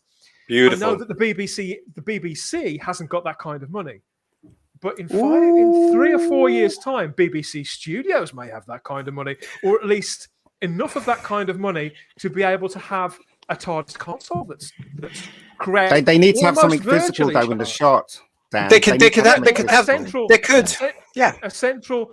All you need really to have physically is a set of doors and a central console and maybe a couple of bits and bobs. Does that appeal to you, Charlotte, or are you still sold on the warehouse side? No, I like a practical TARDIS. I just think it's sort of the actors then feels more natural when the actors are in it. And I think we've seen that with Jodie's run because of how badly designed that interior TARDIS is. It's why it doesn't feel natural when they're in shots because they just stand about. Because they can't sit anywhere comfortably, whereas at least with the other TARDIS, they can move about. Like Capaldi's obviously was the best example. Yeah, it was. And that's why when I was chatting with you, I was thinking Capaldi like with more money, basically like his TARDIS with more money because and round doors. Oh yeah, but it's more that like you could have multiple levels. You could have the Doctor like up high speaking to a companion down low, and I just thought that would be such a that's down to do. That's down to design, isn't it, Charlotte? I have to say though that all that walking round is, or what you've just illustrated there, is probably because the Chris Chibnall actors can't act. Because from a director's point of view, when Capaldi, for example, or Tennant is walking around the console, it's all planned. It has to be, so the camera stays on them. So it's called blocking, and that's all there. It's all rehearsed. It's all done. So it's not just an actor improvising. You can't on that sort of set. Everything is meticulous. We have actually got in Britain companies that are using this brand new innovations, but we used to call it green screen. It's now moved on in the United Kingdom. And we have them here, and I'm sure they would be delighted to jump with something like this. But as Ian says, it's actually easier to do because you would have the console. Yes, you could have the doors, so you could have a couple of props, but then the walls and everything would still look real, as we know from the look of the Mandalorian and other films that are coming out now. We just don't know. Again, we're theorizing, and that's the excitement about it. We don't know what's going to happen, or where it's going to be, or who's going to be in it, or who's going to run it, or what the deal is. And you know what's even more exciting, JT? How many episodes? How many episodes, everybody, before we have the one where we say goodbye to the 13th Doctor, played by Jodie Whittaker? How many episodes? You're terrible. Tom's got the answer there. Yes, just 8 episodes until we finally say goodbye to Jodie Whittaker. I'll say it again, just 8 episodes. I'm only going to watch the last one. We're not going to watch the rest of it. I think we're all watching the last one, aren't we, for our live stream special, which I am so thrilled about already. I'm really looking forward to it. We have another little nugget of, I don't say information. It's just a tease, really. Now, people, long-suffering viewers of Doctor Who have hung in there, JT. Count yourself lucky that you missed this, Perla. Bless them. Back in Resolution, Chris Chibnall, who is, as we've been over, slightly obsessed with just like the BBC, with left-wing ideology and with having a go at the British public in particular. In Resolution, as part of the script, he mentioned the fact that UNIT had been disbanded as a result of. Yes, he disbanded UNIT. He did, yeah. It gets worse. It gets worse, JT. Have you told me about this? And the reason why they disbanded UNIT was Brexit, believe it or not. That was actually what he said on screen. But apparently for the centenary special, they are bringing UNIT back, everybody. That's the whisper. The special that is currently being filmed over the next 2 to 3 weeks, this centenary special that will air in autumn 2022, is rumoured to be featuring the return of UNIT. Now, whether that will be made up of old faces from the classic show, like John Levine as Sergeant Benton, or maybe Osgood or Kate Stewart from the new series, UNIT may well be back. Is this another sort of Hail Mary from Chris Chibnall? Is this him sort of going back on something? Simon, you saw this as well. What do you make of all this? Is it possible they're bringing back UNIT? Yeah, maybe, but I just can't even get that excited about UNIT coming back. Nobody loves UNIT more than me, but UNIT hasn't been UNIT. I'm sorry, since the brig left for me. It's never ever been UNIT. I've never once been convinced by what is it? It doesn't even stand for the United Nations Intelligence Task Force anymore, does it? What does it stand for? I can't even remember. Unified. It's not Unified Nations, because they weren't allowed to use the United Nations thing. If I may, it stands for Unified Intelligence. Right. Okay. Then it's just never ever felt like UNIT for me, because I don't think when it came back with the Russell T Davies years, they didn't do what I thought they did so brilliantly in the John Pertwee years, which is they didn't put strong characters in that you could have said. UNIT just became this kind of this quasi-military organisation that just rolled in every so often with faceless people in black combat gear. It's just like, that's not UNIT. So I'm not excited about UNIT. If they just throw us a bone, do you think? Yeah, I think that's exactly what they're doing. I think they're throwing us a bone. I wouldn't be surprised, though. Which is another reason why I wouldn't put a fan in a showrunner. You've got to stop throwing us these bones. You've got to do some damn good stories. Stop with the fan stuff that begins with W, and just do some good stories.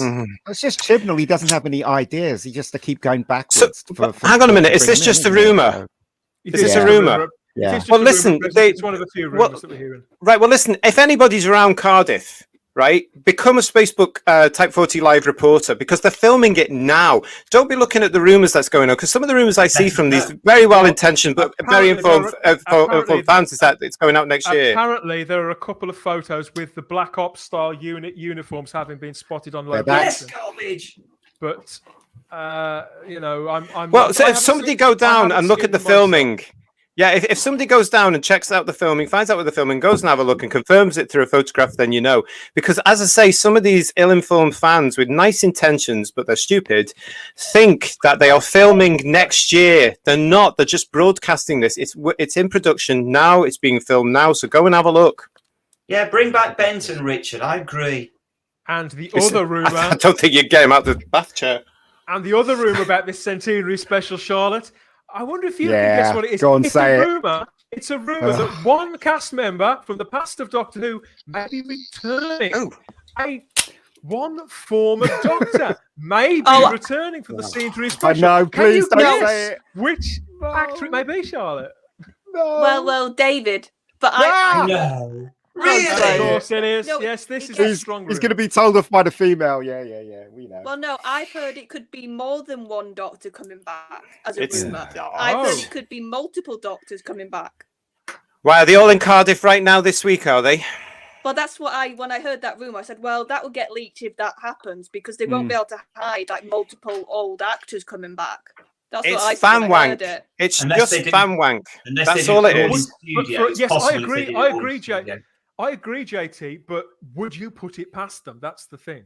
Yes, I would, because it's not going to happen now, because it's Jodie's last episode for one thing, it's Chibnall's last episode for another. It's not a special like some of these fans are saying. It's just an episode that happens to be broadcast as part of the BBC's 100th centenary. Doctor Who is not 100 years old. There is a confusion there with some of these youngsters. But I can see them absolutely doing this because they are desperate to get people back to watching the show. And you put David Tennant in, and will people watch the show? Yes, they will. And So Is he in Cardiff right now? To be fair, JT, I don't know, but I all I'm suppose- saying is... I don't think so. I think they would have made the film. I'm just Let me saying just it would make clarify. sense that it would happen. Let me No. clarify. I agree with you, JT. This is just another episode. This is Chris Chibnall will be desperately rushing everything that he planned on doing in those final 2 seasons of his run, tying them all up in this one story. There is nothing technically, I don't think, that will be special about this. I agree with you that the reason that we're seeing it badged as a special is because they're losing so much face by having to take this off and basically give up on this era and admit, they'll never actually speak the words, but it's giving off that aroma that we can all smell. We're like the Bisto kids. We can smell this failure. But if That's they going keep back a using bit. words, if they keep using words like special, just special, we can't really say to the fans, this isn't a special when they're being told all the time it is. And to be honest, Chris Chibnall in this production has done that much. I won't even say kissing back to the past, trying to recreate the Russell T Davies era, trying to align with it, whilst also dismantling, what's the expression? Deconstructing Doctor Who. That maybe there's been rumours about David Tennant's involvement in the Chibnall era for a while now, for a good 18 months. Since to 2 years. 2017. Almost 2017. Almost that it's an inevitability. I And hope not. Tennant does seem on very good terms with the BBC.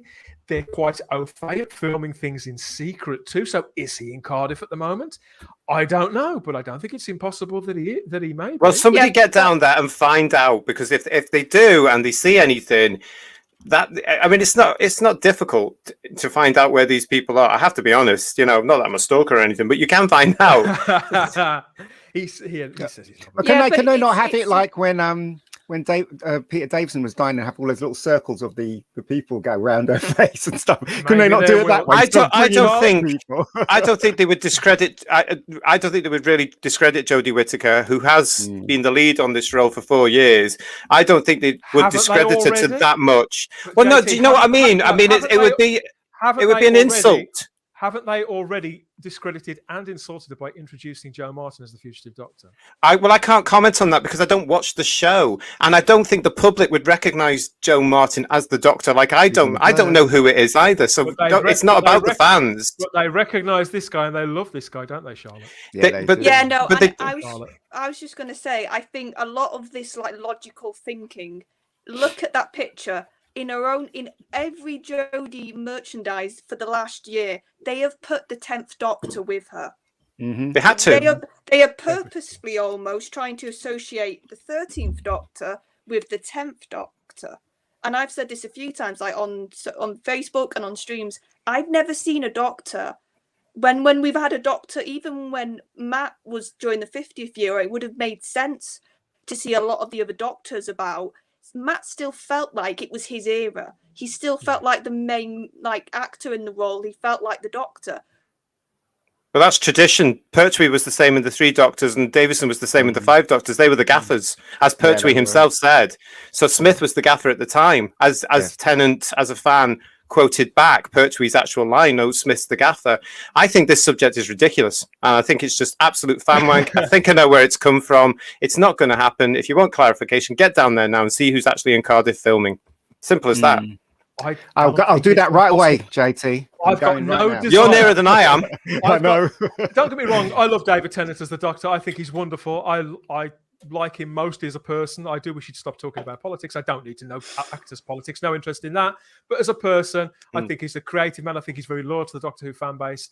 And I respond to what he did in the character. But I have no desire to see any other Doctor Who legends from any other eras get associated with any of this. But he worked with her, didn't he? He worked with her only on Broadchurch, on Broadchurch.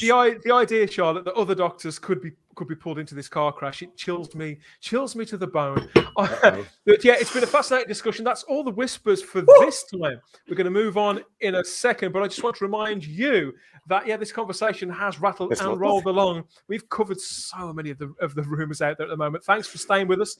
And if this is your first time here, please like the video. It does make a hell of a difference when you like the video. We've had a lot of people watching. I haven't checked the likes yet, but I will say now, like the video, subscribe to the channel too. We will be doing this. This is our brand new time slot, 8 o'clock every Thursday for the rest of this run, certainly. 8 o'clock every Thursday. Come and join us for more Doctor Who. Comment as well. It won't all be send money. It won't all be geared around Chibnall Doctor Who. We do like to talk about the classic stuff. We'd like to talk about the new stuff. We like to talk about Doctor Who we actually enjoy too. We'll be coming on to that in a couple of minutes. But yes, subscribe to the channel and hit the little cloister bell so you get notifications when we're going to go live next and when we're going to drop a podcast or any of the other Doctor Who. I wondered what he was going to say then. Or any of the other Doctor Who content that comes to you courtesy of Filthy the Minds. They're terrible, aren't they? Talking about a trip to the smallest room in the house. It's time for the Type 40 ad break, everybody. A little later in proceedings. Time for a wee.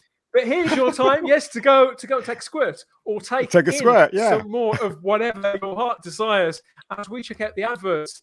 So we'll be back in a couple of minutes for more Doctor Who talk.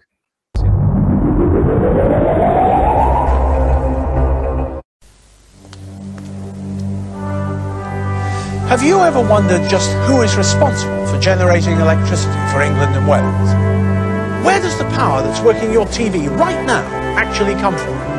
Well, last year, if you added together all the electricity from everyone else's power stations, it would come to this much, about 56% of the total we need. So where, you may wonder, did all the rest come from? Let me enlighten you. It came from the power stations of National Power, the biggest single generator of electricity in Britain.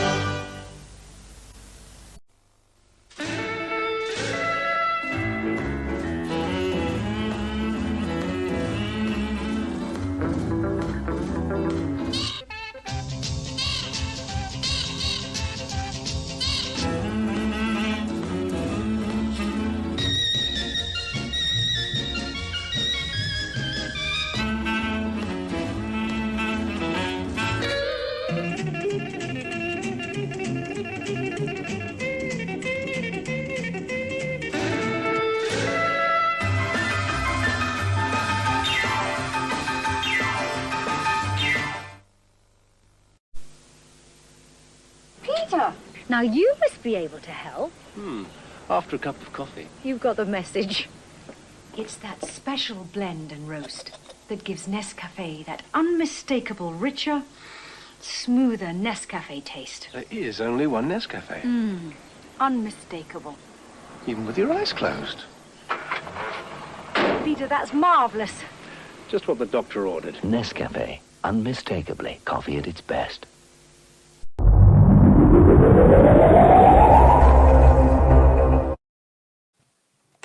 What happened to Diane Keane? He's still around. I saw on Twitter talking about something the other day. He's very much still with us, still very active, and still active now too. Love her. I totally forgot about that advert. It's my favourite of those whole Nescafe. Ooh.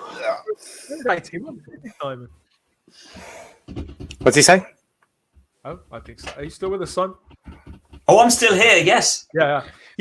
Peter was with that campaign for a couple of years, wasn't he? A lot of actors did their stints in those. Those adverts, they're the same as the Bisto adverts. They're just kind of absolutely ingrained. Bisto again. We're back to Bisto. Yeah, exactly. Second time in one show. With Linda Bellingham, of course, who played the Inquisitor in Trial of a Time Lord. Yeah, Indeed. Certain comments here. Wrong scarf, Doctor. And a nice scarf.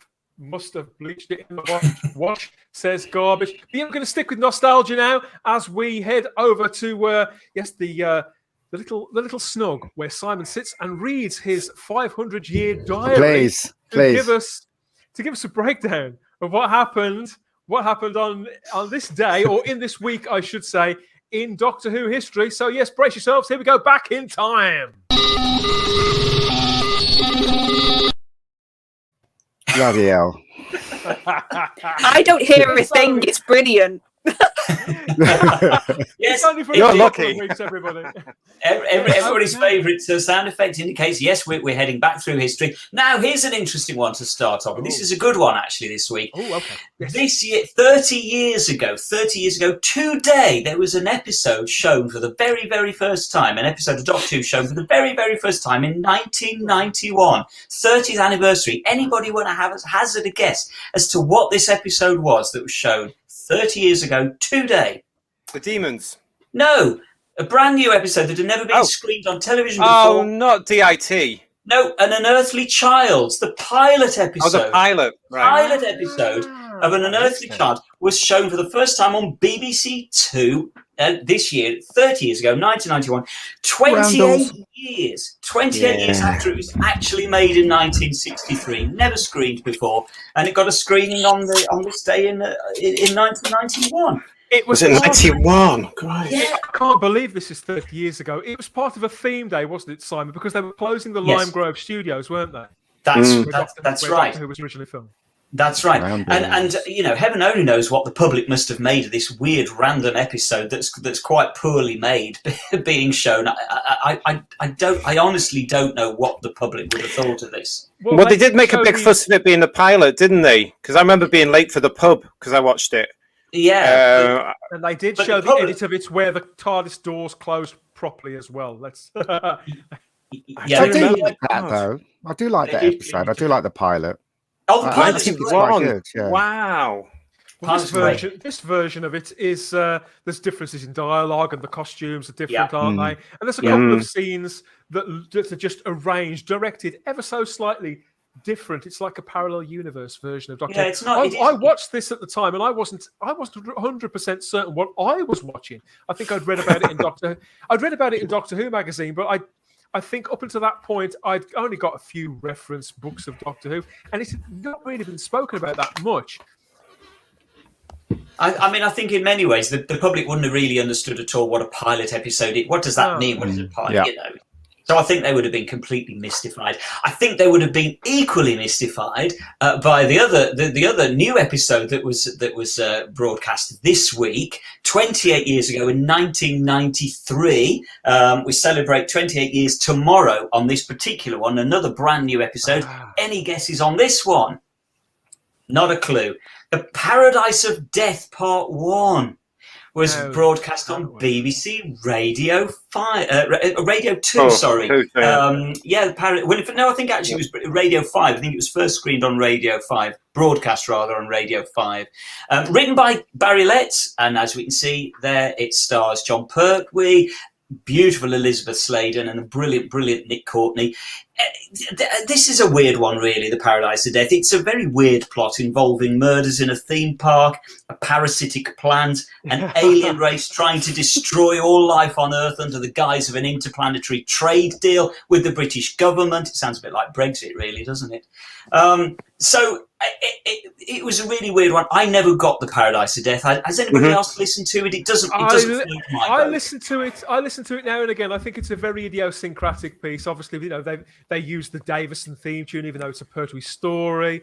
There's lots of. It feels very modern. It doesn't really feel part of the 70s, but it's just great to hear those actors back in those roles again. I think it's John, isn't it? It's John. I agree. It's It's brilliant. John. It's Nick. Agree. It's Liz. And there's a couple of other good characters in it. I'm quite a fan of not so much the second one that they did a couple of years later, but I thought this was loads of fun. Have you heard this, Charlotte? Paradise of Death? No. I'm still getting through classic. So I think it's just come out on vinyl. I haven't touched any of the radio plays yet. So it's worth a listen. It is worth a listen.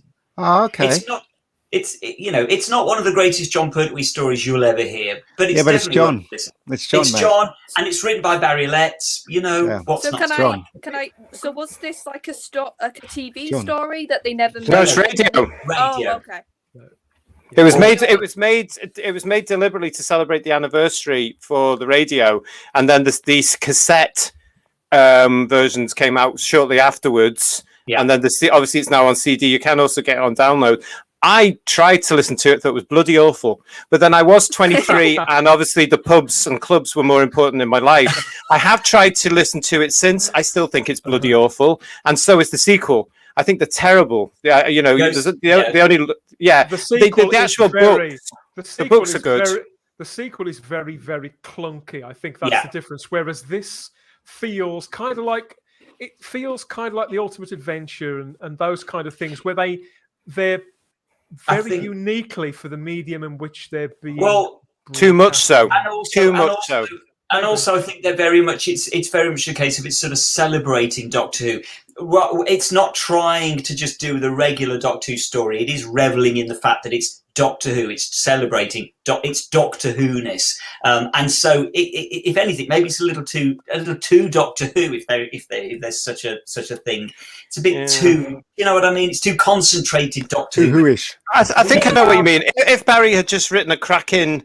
That's what I mean. 6-part Doctor Who story, like he did he would have done previously, it would have been a lot better. I mean, he fleshed them out for the Missing Adventures books, and they were okay. I preferred the books to the actual audios. They're big chunky, but it still wasn't perfect. Richard Brooks. To answer Richard Brooks, I don't actually know. Are they available anywhere? Are they on CD? Yes, you can. They are still available on CD. Try the Who Shop with Alex. She might have them in there still, and also I think you can get them on certain downloads now as well. They may even appear on certain Blu-ray sets. Well, they have just been released a couple of months ago in a big lavish vinyl set, which is obviously ridiculously expensive, which is a great shame.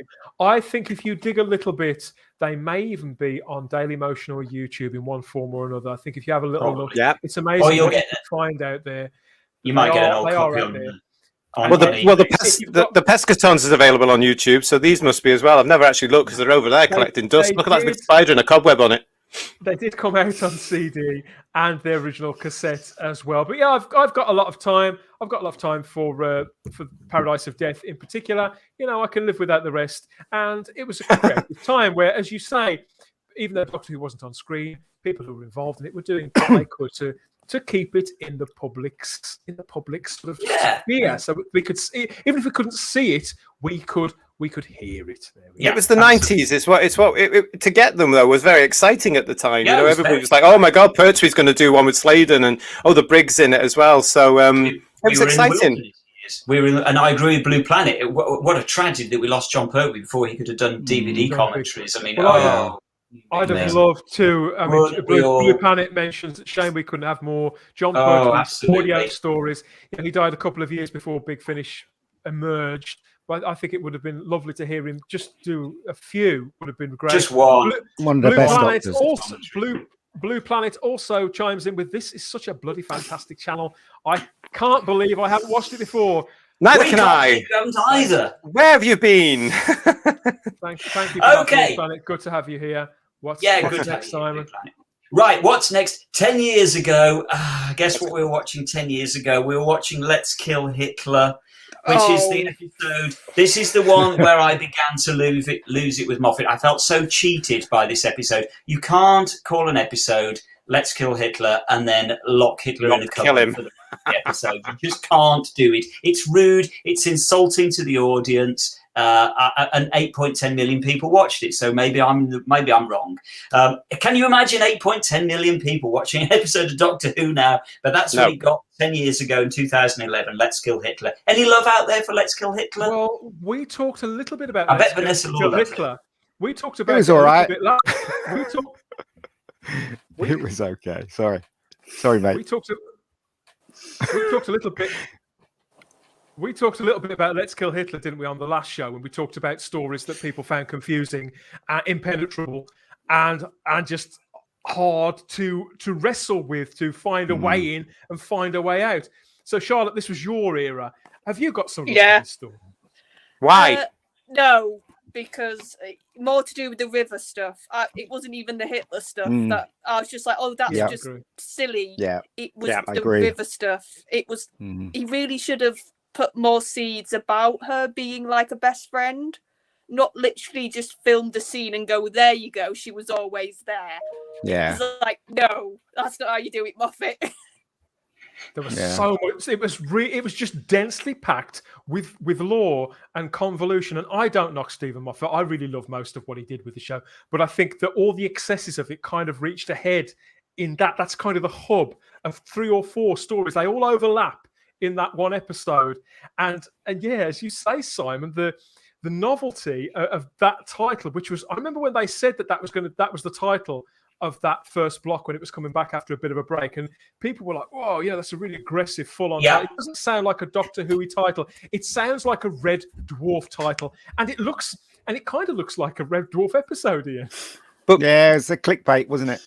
It was clickbait. That's exactly, and you know what? It worked because it was in the Radio Times. It got onto the cover of the magazine and the public watched. Because if you say to the public, the great British public, oh, Doctor Who episode called Let's Kill Hitler, they're all going to go, what? But that's why I think it was such a mistake, because I think people would have just felt cheated, because after 5 minutes, Hitler's out, and you know. And that's one of the brilliant things is we're not going to know, because we can't ask the 8 million people that watched it back then, because they would have forgotten it by now. So I certainly have. I've forgotten it completely. All I can remember is it being kicked into a cupboard. I remember the cupboard. It was Rory that pushed him into a cupboard, wasn't it? I can't remember. I don't know. No, it was Rory, and he. Yeah, I thought it was. Yeah. I always liked Rory, but that's another topic. Moving on. I thought he was very underused, bless him. This is something that I do remember. I remember it very, very well. 46 years ago, 1975. Any guesses on what we were watching 46 years ago, 1975? I'll tell you. Generation Game? Nope. Yes. No. Well, we were. Yes, we were.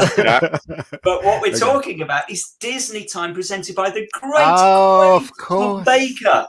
Of course. Now, for anybody that doesn't know what Disney Time is, we obviously, there are a few in the chat who are of a vintage I that know wouldn't know Disney Time, and then there's at least one person in the chat that wouldn't know what Disney Time was. It was a must see. It was.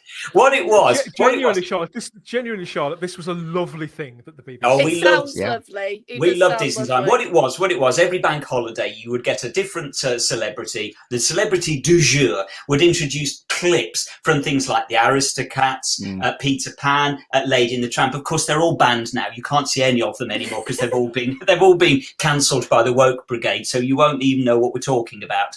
I know my Disney. They can try and ban them. I know my Disney movies.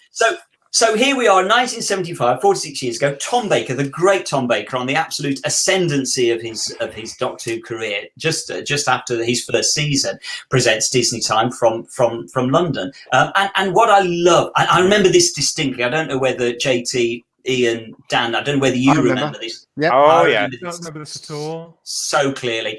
And what I loved about it was the fact that it was shown 1 week before transmission of Terror of the Zygons episode 1. And in this brilliant bit of intertextuality, they actually link Disney Time in to the bridge, the gap between Revenge of the Cybermen and Terror of the Zygons. So it's now canon. It is canon, because at the end of Revenge of the Cybermen, Disney Time is canon. Disney Time is canon. At the end of Revenge of the Cybermen, the Doctor gets recalled by the Brigadier, And then in Disney time, he gets handed this note. He literally gets handed a note to him from the Brigadier telling him to get his arse into gear and get back because he's here to help. So it is canon. And I have this lovely idea, this little note that gets handed to the Doctor, and you see it handed to the Doctor. And do you remember what clips they played, Simon? What clips did they play in there? They did.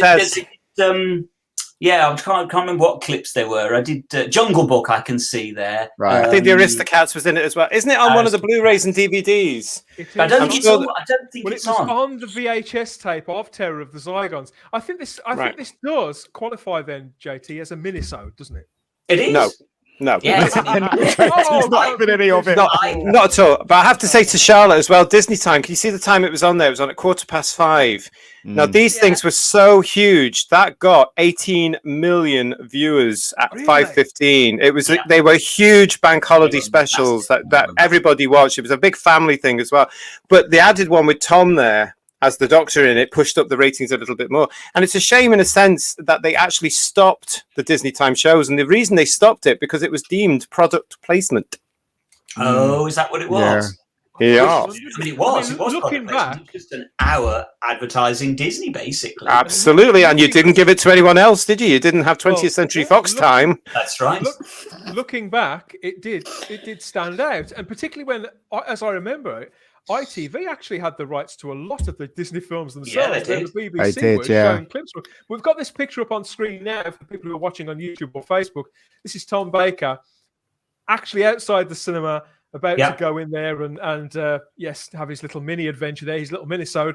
But this was colorized by Clayton Hickman there. That was originally in black and white. Cracking photo. Beautiful job there by Clayton. Love the costume.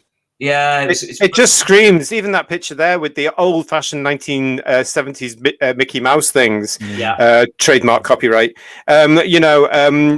It screams Doctor Who. That's Doctor Who in those pictures there. Doctor Who, and certainly for me as that as well. For me, as a sort of 7-year-old or whatever it was at the time, it was just so exciting to see the Doctor, having loved him in that first season, and to see him back. And because we knew at that point that Doctor Who was coming back. In fact, I think this was the point it was revealed, because Tom actually says in this Disney Time episode, he says, "I will be back next week in a new series of Doctor Who." I mean, it was just so exciting. And I love to think that this little note that got handed to him by the Brigadier was from a very terse note from the Brigadier saying, "Look, Doctor, I instructed you to come back to Loch Ness to help me, not go gallivanting around with Mickey Mouse." I can just see Nick Courtney. But Charlotte, you don't understand, right? Because in those days there was no such thing as the internet. You know, to see there was no. I know. You guys lived in caves. Yeah, you guys. We did. We did. We didn't have central heating. We didn't have lights. Leave it to Sunraider Customs here watching along with us on YouTube, who says, "Very right. Our hazy nostalgia here with it got 18 million." Viewers, because we only had 3 channels, and of course that is relevant, and it helps. True. Yeah, but I think it was also the fact it was a bank holiday. It was Tom going into Disney time. Tom at that point had a huge following. I mean, we were all there watching it. I don't remember. Everybody the day after when we went back to school was talking about Disney time that night in my class. Yeah, and the Doctor was on Disney time. Did you see that? Of course I saw it. Bugger off. You know, it was all that wonderful stuff there. But it was such a huge show. You watched it every bank holiday, and then. Where the Doctor crept up when Tom crept up in summertime special. Yes. You know, that was another one there. And Tom is in the Disney Time piece. He's absolutely on top form. He's already absolutely channeling the Doctor brilliantly. By the way, for anybody that's intrigued by this, you can find it on YouTube if you just go onto YouTube and look at Disney Time, Tom Baker. It is on there. It lasts about 10 minutes. They've taken, obviously, the Disney clips out, but all of the presenter links from Tom, they're all there to see on YouTube. So go and... I'm going to watch that later. Beautiful. Happy days. Moving on. We've got one birthday today that we make wishing a very happy 51st birthday to Phil Collinson, producer of the Russell T Davies years. 84 credits on Doctor Who as producer since he started in 2004 when they started production on the show. Started with Rose, ended with Journey's End in 2008. Also then went on to work on the likes of Coronation Street, Sea of Souls. I love Sea of Souls. Filmed in Edinburgh, JT. Yeah, and great cast, great scripts. And the last time I saw Phil, I was telling him, "Can you get me a role on that? I just want to walk on part of that." Really, it was a fantastic lovely show. And they got rid of it way before its time because he wanted to leave to go to Corrie. It always reminded me of the Omega Factor, which was also filmed in Edinburgh, wasn't it? That's what I wanted to ask. But that's what I wanted to ask because I didn't see that show, but I remember. I seem to remember it being of geek interest. Oh yeah. Oh, it's definitely geek interest, and it literally was like a latter-day version of the Omega Factor. For anybody that doesn't know, the Omega Factor is a show by the BBC from 1978 with the great Louise Jameson in the pretty much the starring role, I would say. And Sea of Souls anyway. So Sea of Souls was kind of like a reinvention of that great show. And of course, we've seen Phil recently on the season 10 box set. You can see him most recently on the season 10 box set talking about his love of Doctor Who in the behind this my favourite section of the Blu-rays. We talk a lot, don't we, Simon, about Russell T Davies. He gets at least one mention per show, and Julie Gardner gets mentioned quite a lot. Quite rightly too. I don't think that Phil Collinson is one of the hidden figures of Doctor Who, but I think he's the one that gets name checked the least, and it's probably a shame because that's a long list of credits, and he did a lot of work on that show. I think, to be perfectly honest, I think Phil probably, I don't know, he'd probably argue with me, but I think he probably had something of a thankless task on Doctor Who in those days because Russell was very, very much running the show. Julie Gardner was very, very much his right-hand woman. And so I think Phil probably got left with all of the boring logistical stuff of doing... He was the producer.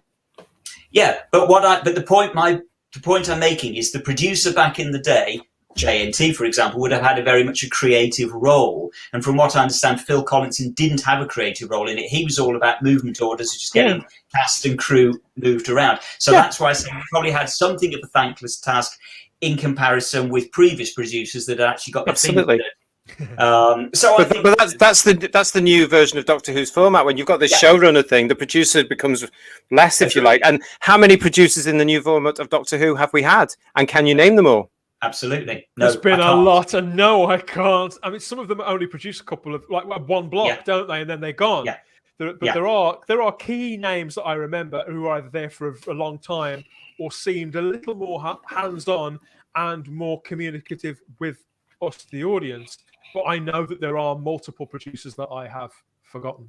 Absolutely. And script editors too. I keep forgetting that Gary Russell script edited a couple of episodes. Well, let's keep that where that is then. Moving on. So yes, moving on. Very finally for today on this day. Now this is a good one. This is a cracker. This is. We've got 56 years ago this week, 1965. Two events happened in 1965, but only one we're going to talk about. First one is that Doctor Who and the Daleks premiered on the cinemas. But we're moving on from that one. We're moving on because also this week, 56 years ago, 1965, the great William Hartnell was on Desert Island Discs on BBC Radio 4. And I just think, this is for anybody that hasn't listened to this, it's on iPlayer. You can go and listen to 16 minutes of it anyway. There's only 16 minutes of it that exists. It was lost for a while, wasn't it, Simon? They thought it was destroyed. Lost for a very, very, very long time. For a long time, this was very much the holy grail for Doctor Who fans, was finding William Hartnell on Desert Island Discs. And as I say, they found it, but they've only got 16 minutes of it, sadly. But it's still fantastic because I think, and somebody can correct me if I'm wrong here, but I think it's going to be the only interview that exists with William Hartnell that we've still got that was done in the time that he was playing the Doctor. I'm not aware of any other interview. We only have that other one, don't we, in the theatre in his dressing room. And that's afterwards. After he's left the role. Yeah. So I think this is probably the only interview. What's really frustrating, and I'll here's a spoiler. I'll spoil this for you now. Go and find it on iPlayer if you certainly it's worth listening to. But the sad part is it lasts 60 minutes and they just start talking about Doctor Who for the first time just at the point that the clip ends. It's a tragedy. So you get you get some cracking stuff with William Hartnell. He talks, for example, about his love of horses and the theatre, his first jobs in the West End as an understudy and a scenery painter, being typecast as a tough sergeant. So it's really interesting stuff. But sadly, they just start to talk about Doctor Who and it ends. Yeah, but it's great. There's his tracks on there include Underneath the Arches with Flanagan and Allen, stuff by Charlie Chaplin, Louis Armstrong, and he mentions that his favourite, his luxury. Anybody want to guess what William Hartnell's luxury was that he was taking? No idea. I think it was something given to him by a fan. Or by his wife. No, something given to him by his wife. No. A pipe. It was cigarettes. Oh, right, of course. Dan's joining my club now of not working. Yeah. That was William Hartnell's luxury that he was taking to his Desert Island with him was cigarettes. Bless him. But I always think I think this must be somewhat bittersweet for William Hartnell at this point, because he's coming to the end of his run on Doctor Who. Well, he's certainly in the last part of the run, and of course, Doctor Who and the Daleks is released that week on the big screen that he has no part in. That he probably would have given his right arm to be in. So you just wonder whether... But it's interesting, listening on iPlayer, and this is why I urge you to go and listen, doesn't even sound like William Hartnell. When you listen to it, you wouldn't even know that it's William Hartnell. It doesn't sound like the Doctor at all. And so it makes you realise how much of a vocal inflection... I think we've been told that many times over the years, Simon. It's kind of been hinted that Hartnell kind of played himself. You know, Terence Dicks used to say that Hartnell played the character as a grumpy old man because he was a grumpy old man. But as we've found with both of these interviews, he does sound largely very, very different. He's got a different energy, which only sort of reinforces how good performance his original take on the Doctor was. Absolutely. So his voice sounds completely unrecognisable on Desert Island Discs, and nothing like the Doctor that he plays. So as you say, Dan, it just goes to show he was playing a really good role. He was doing a really good interpretation. So as I say, I just love that one. Desert Island Discs, lost for years, as Dan says. It is finally back. It's out there. Go and have a listen to the first person to play the Doctor, the original Doctor, and the one and only, and he would always be the first Doctor. It's not that little black kid then, no? It's brilliant. Absolutely not. Got a comment here from Big Bree Strawbridge who says, Dan, thanks for keeping this going. Thanks to the wonderful panel, that's you lot, and the lovely people in the chat, keeping the light of fandom burning in these dark times. That's very much when we talked about this show this week, what we wanted to achieve, you know, although that's very florid, but dark times. But, I know. But you know, when we talked about putting the show together, we chose the name Revelations. I think the idea is that we are generally very optimistic about where things are going. As nostalgic as we get in these segments, you know, we are still, we want the best for the show going forward, and that's pretty much what Type 40 is all about, despite the people out there who think we just get together and complain every week for a couple of hours. Well, I do. I do. We get together and we have fun. But yeah, thanks for bringing all that together for us, Simon. We are coming back to the present now with one last look through the time-space visualizer before we head off. So stick with us for the next 10 minutes. 10 minutes? Yeah. I can hear it then. I was a bit worried about that. I thought, hang on, I got my dinner. It is. So yeah, who fancies looking at some pretty pictures before we head? Yeah, pretty why not? Pictures. Why not? Yeah. Yeah. So yeah, the Cybermen, everybody. I love the Cybermen. Do you love the Cybermen? Who doesn't? Yeah. Who doesn't? And Beryl Reid.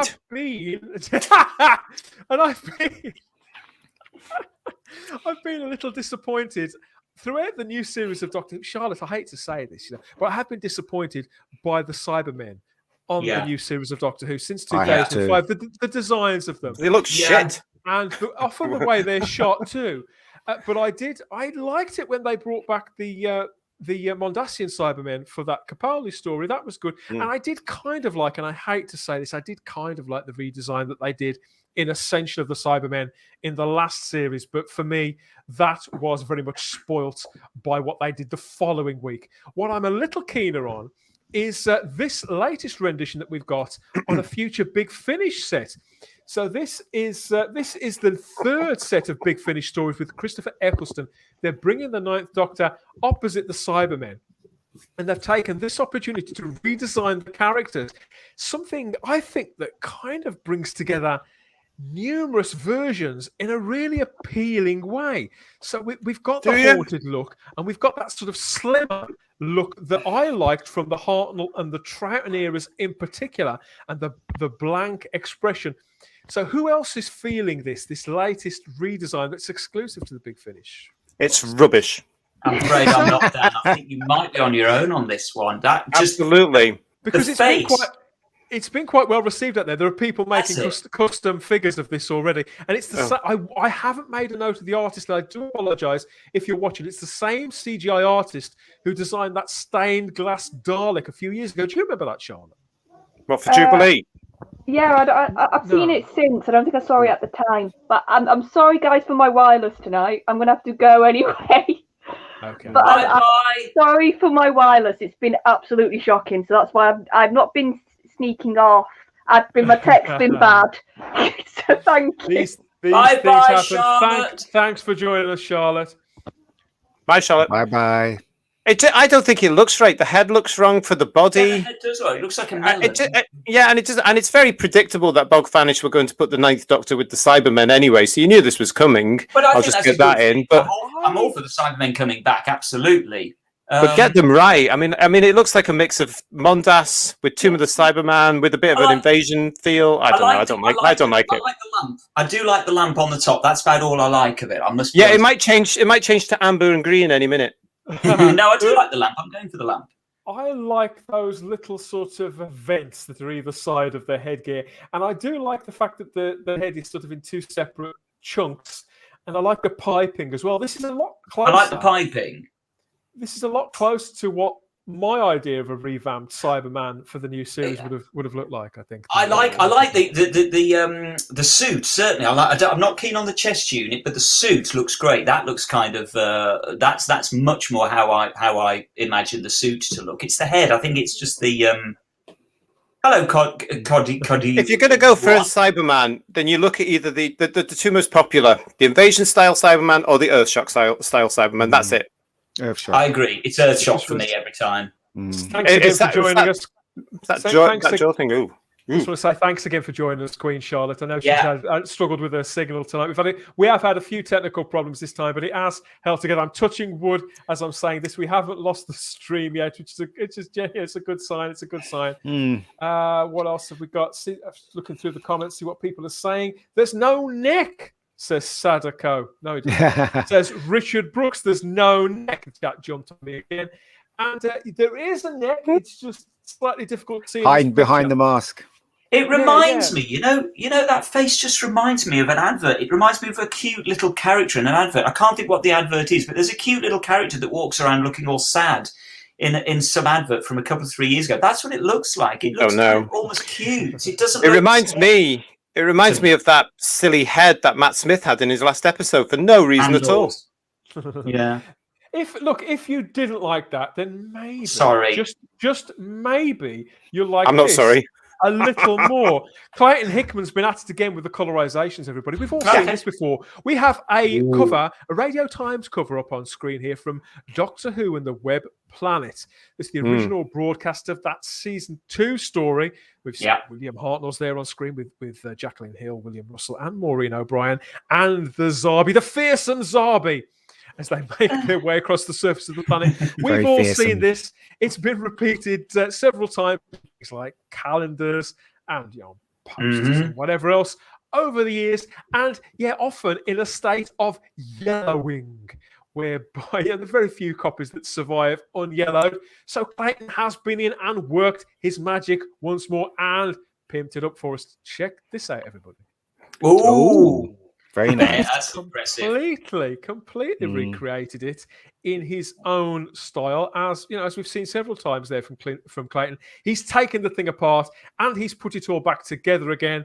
And this isn't how it would have looked on the newsagent shelf back then, but it's sexy, isn't it? It is very sexy, and I hate to say this, it probably looks slightly better, but I love it when he does this. Can you just click back to the black and white one for a second again, Dan, so we can compare them again? Wow. So there it is. And when they published black and white anyway? Yeah, they were. So this was how it would have been originally seen. Oh yeah, that's how it would have looked. Yes. And, I love them. I love them as they are, and I do kind of like the yellowing too. I think it's all. I love them. Really That's when quite Radio charming. Times used to have BBC One and BBC Two, and Yeah. not have ITV's listings because they started doing that, didn't they? At Yeah. one point. Oh, That's right. very That's late in the day. It was the 90s, wasn't it? It was the night. It was definitely by Yeah. 96 they were doing that because the restrictions were lifted. Yeah. Yes, but Let's go back to Clayton. But obviously, with Clayton working magic like that, I know I've said it once, I've said it twice. I'll probably say it over and over again before he runs out of energy producing these. I would love a calendar with a lot of Clayton's images like this. I would absolutely buy that. He's straightened up as well, isn't he? He's literally straightened it up, hasn't he? Because it was a bit. Yeah, so he straightened it up. So it It looks cool, to me, from what I can see, the Zarbi are that look like photos on Clayton's, whereas on the original one they look like artwork. They look like I can't quite work out what. I always thought that they were, even if they were painted versions of. I mean, that's the original. See, he's used photographs there, and I always felt that on the original one they were paintings that were painted from these photographs. Yes, I think so. This time. Yeah, I think you're right, Dan. I think that's what it's got to be. It looks great. Looks brilliant. But either way, really it does look fantastic, doesn't it? It does. And it wouldn't be a Type 40 live stream without us checking in with the work of the Prydonian. Oh, there we go. Embarrassment of riches this week. I would do a whole show just showing off his artwork and sort of us drooling over it. But I think of all the ones I've seen, of all the ones I've seen last week, I had to choose this one.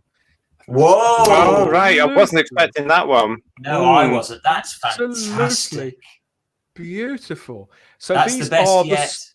These are the sources that we saw. We originally saw them in a comic strip. The hoverbouts. The hoverbouts. That's what they were back in the day. The main source here is the ship, and then the hoverbouts coming out of it. Yeah, they came from the classic cartoon comic strip. Yeah, 21s. Yeah. God, I love 21. that. So it's been updated in his own style, but kept faithful as well. And it does feel very much of the 60s, very, very pulpy. Yeah. Very reasons why we love those comic strips in the first place. And so evocative, Ian, with all that smoke and the black and white too. Yeah, well, they don't need them now, do they? Those hover things, they can just fly. Yeah, I do like it. Yeah, and I think there's going to be. I think you can keep them in there. I mean, the toys, Character Options did the range where they were on the hoverbouts as well. You know, because children like all that sort of stuff, so they'll come up with it. Maybe they're long distance probing into space without shit. You know, you can get away with stuff like that. They're beautiful, great things. Yeah, it is. It's lovely. Lots of comments in the chat. We've got nice from Darren Powis. We've got wow from the talents of Wayne Chiang. We've got a cool from Blue Planet. And Wendology says, wow, that's fantastic. Yeah. Prydonian, I do wish he'd come on the show. He says he's too shy to come on, but you know, gorgeous from Problem Being. Definitely a thumbs up. Do you know what? He probably doesn't have the time to come on anymore because he's churning these things out 2 or 3 a day. You know, and it's just wonderful. I mean, he's so dedicated and he's so creative with everything he does. And I agree. I can see Crimpling Doubloon has said in the chat, BBC Studios, put this image in a story. Yes, please put this image in a story. This is what we want to see. This is the goal. This is what we want to see. Yeah, that's the good stuff. Absolutely. Talking about the good stuff. 2.25 hours of concentrated Doctor Who goodness from us to you this evening at Type 40 Live, the first of our Thursday live streams. We do hope you've enjoyed yourselves, and we've had a lot of people watching, so thank you to the people, everybody really, no matter how long you could stay. Lots of people have stayed to the end. Sharp, says Lord Thoth, really captured the imagination. I think he's talking about the Prydonian's picture. No, he's talking about us. Wish. I've really enjoyed this. It's we're going to be here on Thursday nights from now on with you as the nights start to draw in. We'll probably start layering up a little bit more as the weeks go on, and as we get closer to Doctor Who itself coming back to, we've got that whole drawback of Doctor Who actually being on. But we're going to continue to not keep in my house, smiling, even if Chibnall's Doctor Who does not. Let's have one last check-in with people watching in the chat. A big thank you to the panel and the chat. Thank you for being with us, Enigmatic Joker. Thanks. Hello, Enigmatic Joker. Goodbye, Enigmatic Joker. Great stream. Thanks, everybody. Says Darren. Thank you, I've really enjoyed the chat. Great people here. Hi, Alan. Hi, Alan. still awake. It's Mega Neurobyte. And Shelley Ingle says, "What's the rumours?" Shelley, we've got some great news for you. Gotta go back. You have Yeah, missed gotta the go rumours, back. but you can shuffle back. We're going Sure. now. You can watch the stream at your leisure. Give it a good long To see you watch. out. Don't forget to hit like and drop us a comment too on That's any right. of the things that you've heard on Type 40 Live tonight. We have an impeccable track record for not just bringing you what we hear and what comes our way, but our instincts too, as fellow fans, as people who have had experience within the TV industry, the publishing industry, whatever it is. We give you our undiluted, genuine opinions. And this is not a knock on anybody out there, but this is where you will genuinely hear what we truly think. We know that people out there are watching. We know that you're watching as well. Absolutely. And, you can watch again next Thursday, at 8 o'clock Whoa. on the Facebook channel, the best channel that you never heard of. And we'll be dropping another podcast in a couple of days' time too. Lots of content coming your way and lots of other programming. Absolutely. So yeah, if you've enjoyed this live stream, there are over 30 others. You can check them out in the playlists. So we've reviewed. Look at all these lovely shows. Type 40 Live. The home of Doctor Who Common Sense. Home of Doctor Who Common Sense. Look at all that there. That's some real gold, isn't there, here, JT? So we've reviewed stories, reviewed the TV movie. We've been brave enough to let you ask us absolutely anything. We were here when the story of the 13th Doctor, Jodie Whittaker, quitting, if you believe that, officially broke. Her leaving. We were here when that story broke. We've blown a few kisses to past companions like Amy Pond, played by Karen Gillan, and we've paid tribute even to dear Jackie Lane, who sadly passed away a couple of months ago. We gave her a lovely tribute here on the show too. We'll be back. Heaven knows what we'll be talking about next week. Hopefully, it'll be about Doctor Who that we mostly like. But you'll have one eye on the news, as always, on social media, and whatever little nuggets the BBC tease let out of the bag as Series 13 gets closer, and whatever merchandise pops up too as we head up to Christmas. What will be on your Christmas list? Christmas already. 4 months. 4 months. It's not, because the merchandise starts coming out this month. 4 months today. It's Boxing Day. I know. Oh, no. What did you have to say that? On that bombshell, everybody. Yay! I can't wait. Thanks for joining us for this live stream, the first of our Thursday night streams. Meet you back here next Thursday at 8 o'clock. That's it for now. Keep watching the channel. Like, Bye, subscribe, Facebookers. comment, and Bye. share the video too if you've enjoyed it, or even if you haven't. Good night. Speak to you soon. Bye.